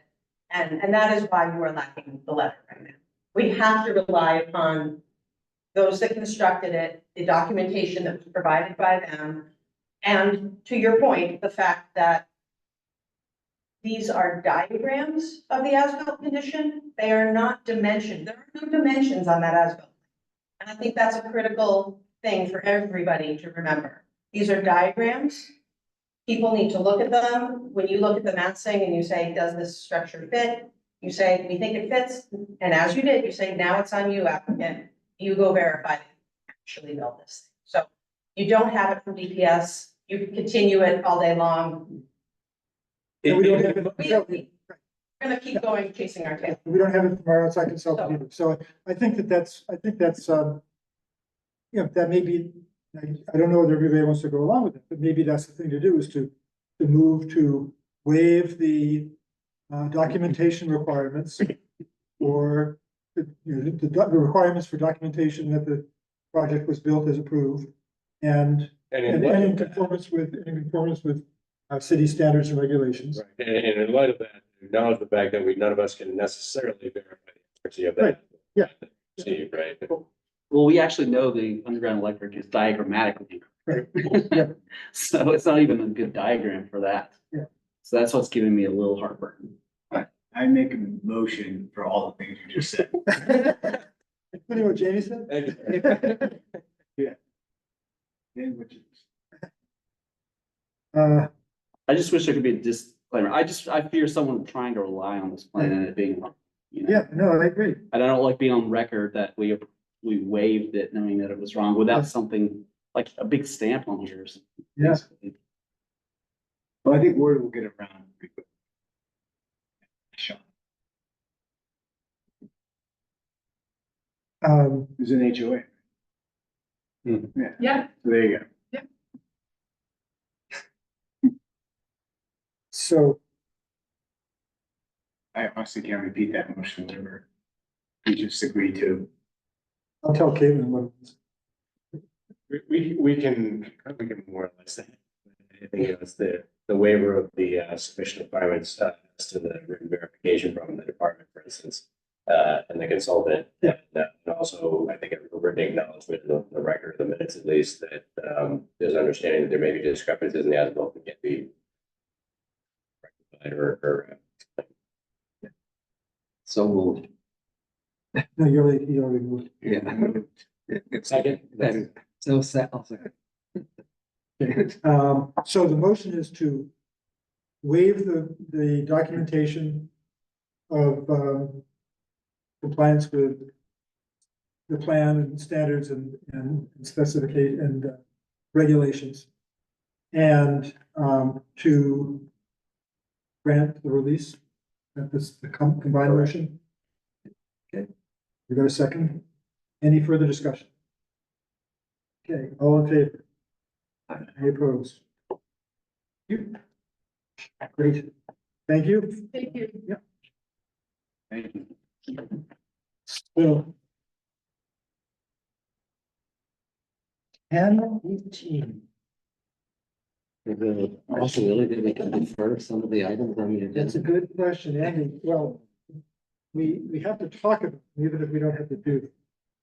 I think, perhaps a very brief mention. Given the late hour.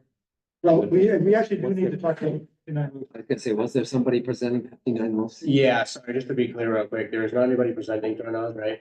Just FYI, obviously I've not been involved in the discussion, so I can speak on that, but generally speaking, we have the waiver requests. Essentially traffic study, sorry, did share, we're probably the next agenda item. Or is that- yeah. Yeah, so for 59 Low Street, it's really just a question of granting waivers so we can proceed along with the hearing. The assumption is this is going to pick up on October 2nd. But the hearing for 59 Low Street, they've asked for a waiver of traffic study, surfacing groundwater report, and environmental and community impact analysis. The office itself doesn't have any objection to granting the waivers in the context of the project. I think that what we'll see as we get the hearing is that I think the primary traffic safety, pedestrian control type situations are addressed in the submission. And I personally would not be worried about, getting further documentation along these lines. I think it's reasonable in this context here. So in my view, it would be reasonable to grant the waiver and proceed along with the hearing, deem the application complete and proceed along with the hearing. So Sorry, what was this? This is out first. 59 Low Street. Oh, okay. Youth services, yeah. So the first motion would be to grant the requested waivers. But just a question on that though, but the thing they presented, there was a lot of traffic study There information. is, they're just suggesting that it not be a full-blown traffic study with basically more going, voluminous, PDF pages showing all kinds of traffic count numbers to run through algorithms and whatever. I'm not convinced we get a whole lot of that or need that in order to evaluate the plan. So that's why I'm not bothered by the fact that we don't get that full-blown traffic study. I think what they've given us and the site design itself, and including the crossing of Low Street, is the most important part, and we have it. So I'm not worried myself that we need a full-blown, at expense traffic consultant study. Is there a previous study that you can go by, or are they gonna build off, or is this? They did have a traffic consultant do analysis, but it's more like a traffic memorandum. And it has the design elements incorporated in the plan that they're gonna walk through with us, which we knew are important to us, Low Street, pedestrian crossing, safety, sidewalk connectivity, driveway, entrances, whatever. I'm not convinced that the full-blown analysis, a whole bunch more algorithms, run through models and whatever is going to change or add anything to that. The question is, did they have a big study do we have a big study from years ago? No. No. So didn't we have a subcommittee meeting about this, right? We did. At City Hall? We did. Yeah. So are we able as that subcommittee to recommend to the board that we waive this? You can, as individuals, you're not a body necessarily, or like a designated ad hoc, so you can just individually say. That we did. Yeah, no, I'm not opposed. I'm No, just I saying know, that we have. to your benefit, we could talk about it. But It's basically, pretty thorough. Just to- Given everything we heard about traffic tonight on Low Street, you feel comfortable that we have enough? Yeah. Well, I will say for the record, the technical memorandum is 37 pages. It's quite detailed. Like, I'm not sure exactly what the difference is. But they missed, yeah. No, they'd be- I was- Well, they gotta do level reporting. service analysis. Yeah, I was wondering what they concluded from that. They gotta put the 37 rubber in the street, and they gotta go for And 60 days, and they gotta and see what what was the proposed patterns are. It's complicated. It's Covering any expensive, concerns that they gleaned from that? but you can look at it. Yeah, You can well, stand again, there and without you can- unpacking it all here, to do that during a site plan review, I feel reasonably comfortable that you have the information, you're gonna be able to look at all the information you need without the need for another, X pages of traffic analysis.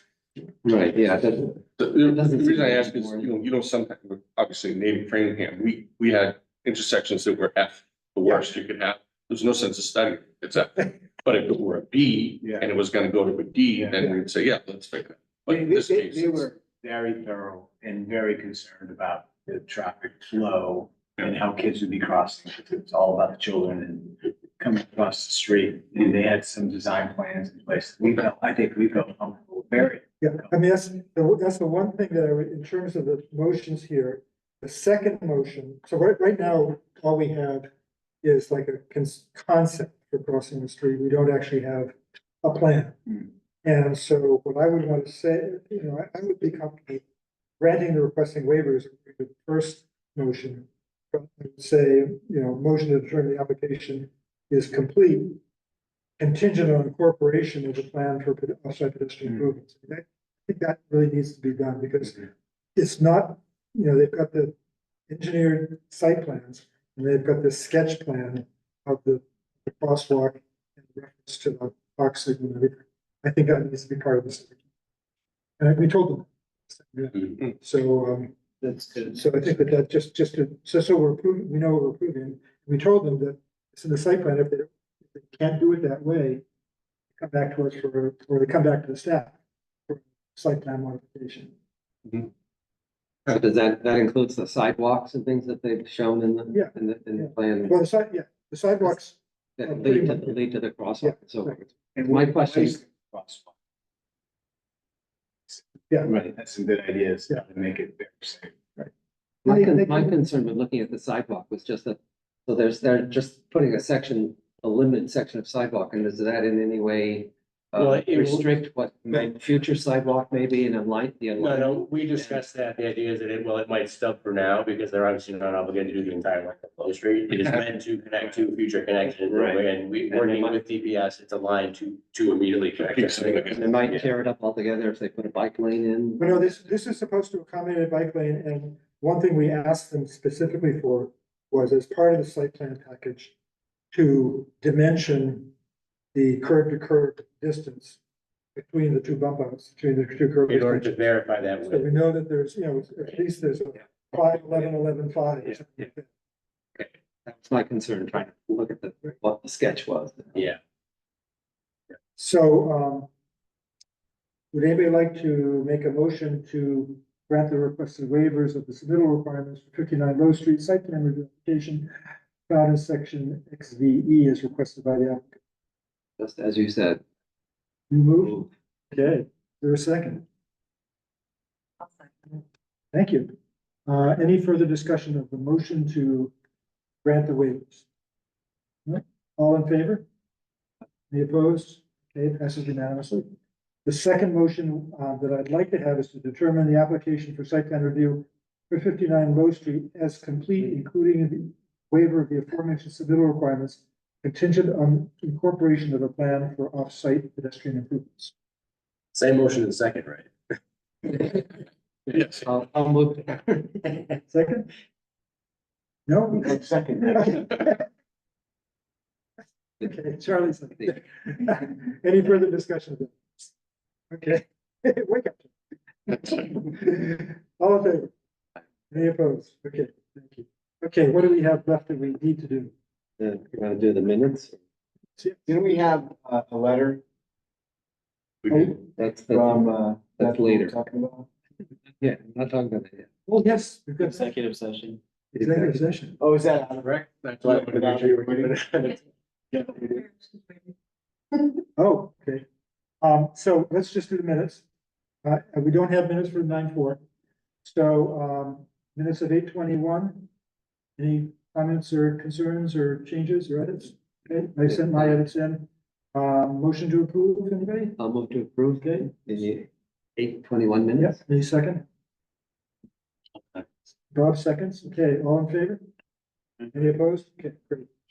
So, can we just skip the Yeah, we discussion? could just briefly, real quick, please take a look if you could between now and the next meeting at 12, the accessory dwelling units ordinance, which will actually be reviewed at the city council at the next meeting with them, as well as the housing production plan. I can't say how much we'll cover all that ground, so that, but please review those two things because the housing production plan, we're also trying to mobilize through both the city council and planning board option, and it does also, if nothing else, if you don't care directly about affordable housing, it actually relates also to safe harbor status because you have to have a plan approved by the state as well. So I have a question about Yeah. that. So you had on the agenda review and approval, which suggested that you might think that we were going to approve it. We haven't had a chance to review, look at it. Obviously, I So would not when do we expect need, when do we need to approve it by? There's not a, to be clear, there's not a specific deadline, but obviously the sooner the better because it is one of the components. I don't think it's going to be the time frame that is having any direct bearing on anything, frankly. So I think you should put it on, you should choose an agenda to put it on and let us know that we're gonna. Yeah, so sorry, just to clarify, well, probably, I think what we should do is character, I think it's October 16 meeting, because the city council, I just found out tonight, will be taking up the housing production plan on the 1st of I think October. we have some members that made the yes.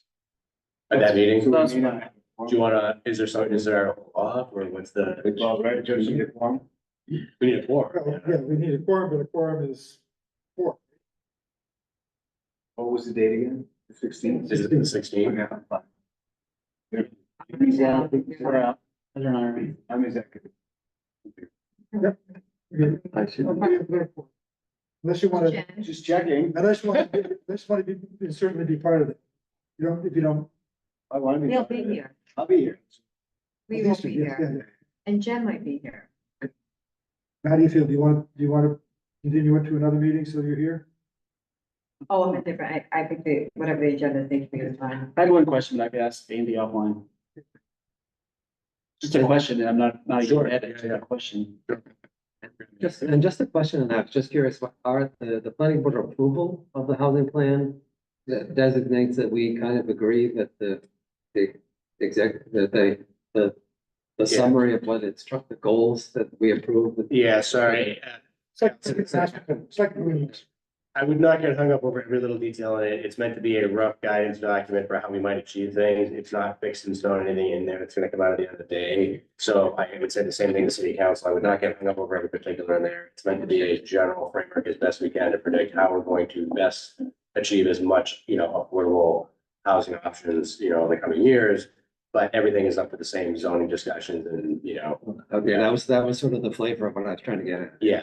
See how. Yes, so again, How strict are we as much as being I as far care as- about that long range planning, we can nitpick every line in there. I don't think it's worthwhile overall. so, do we need to move now that nobody's here? Yeah, sorry, so if I just clarify, I think what would actually make sense is to save time as well, is not shuffling upstairs, but rather doing it here. So I would suggest actually, Just closing the door.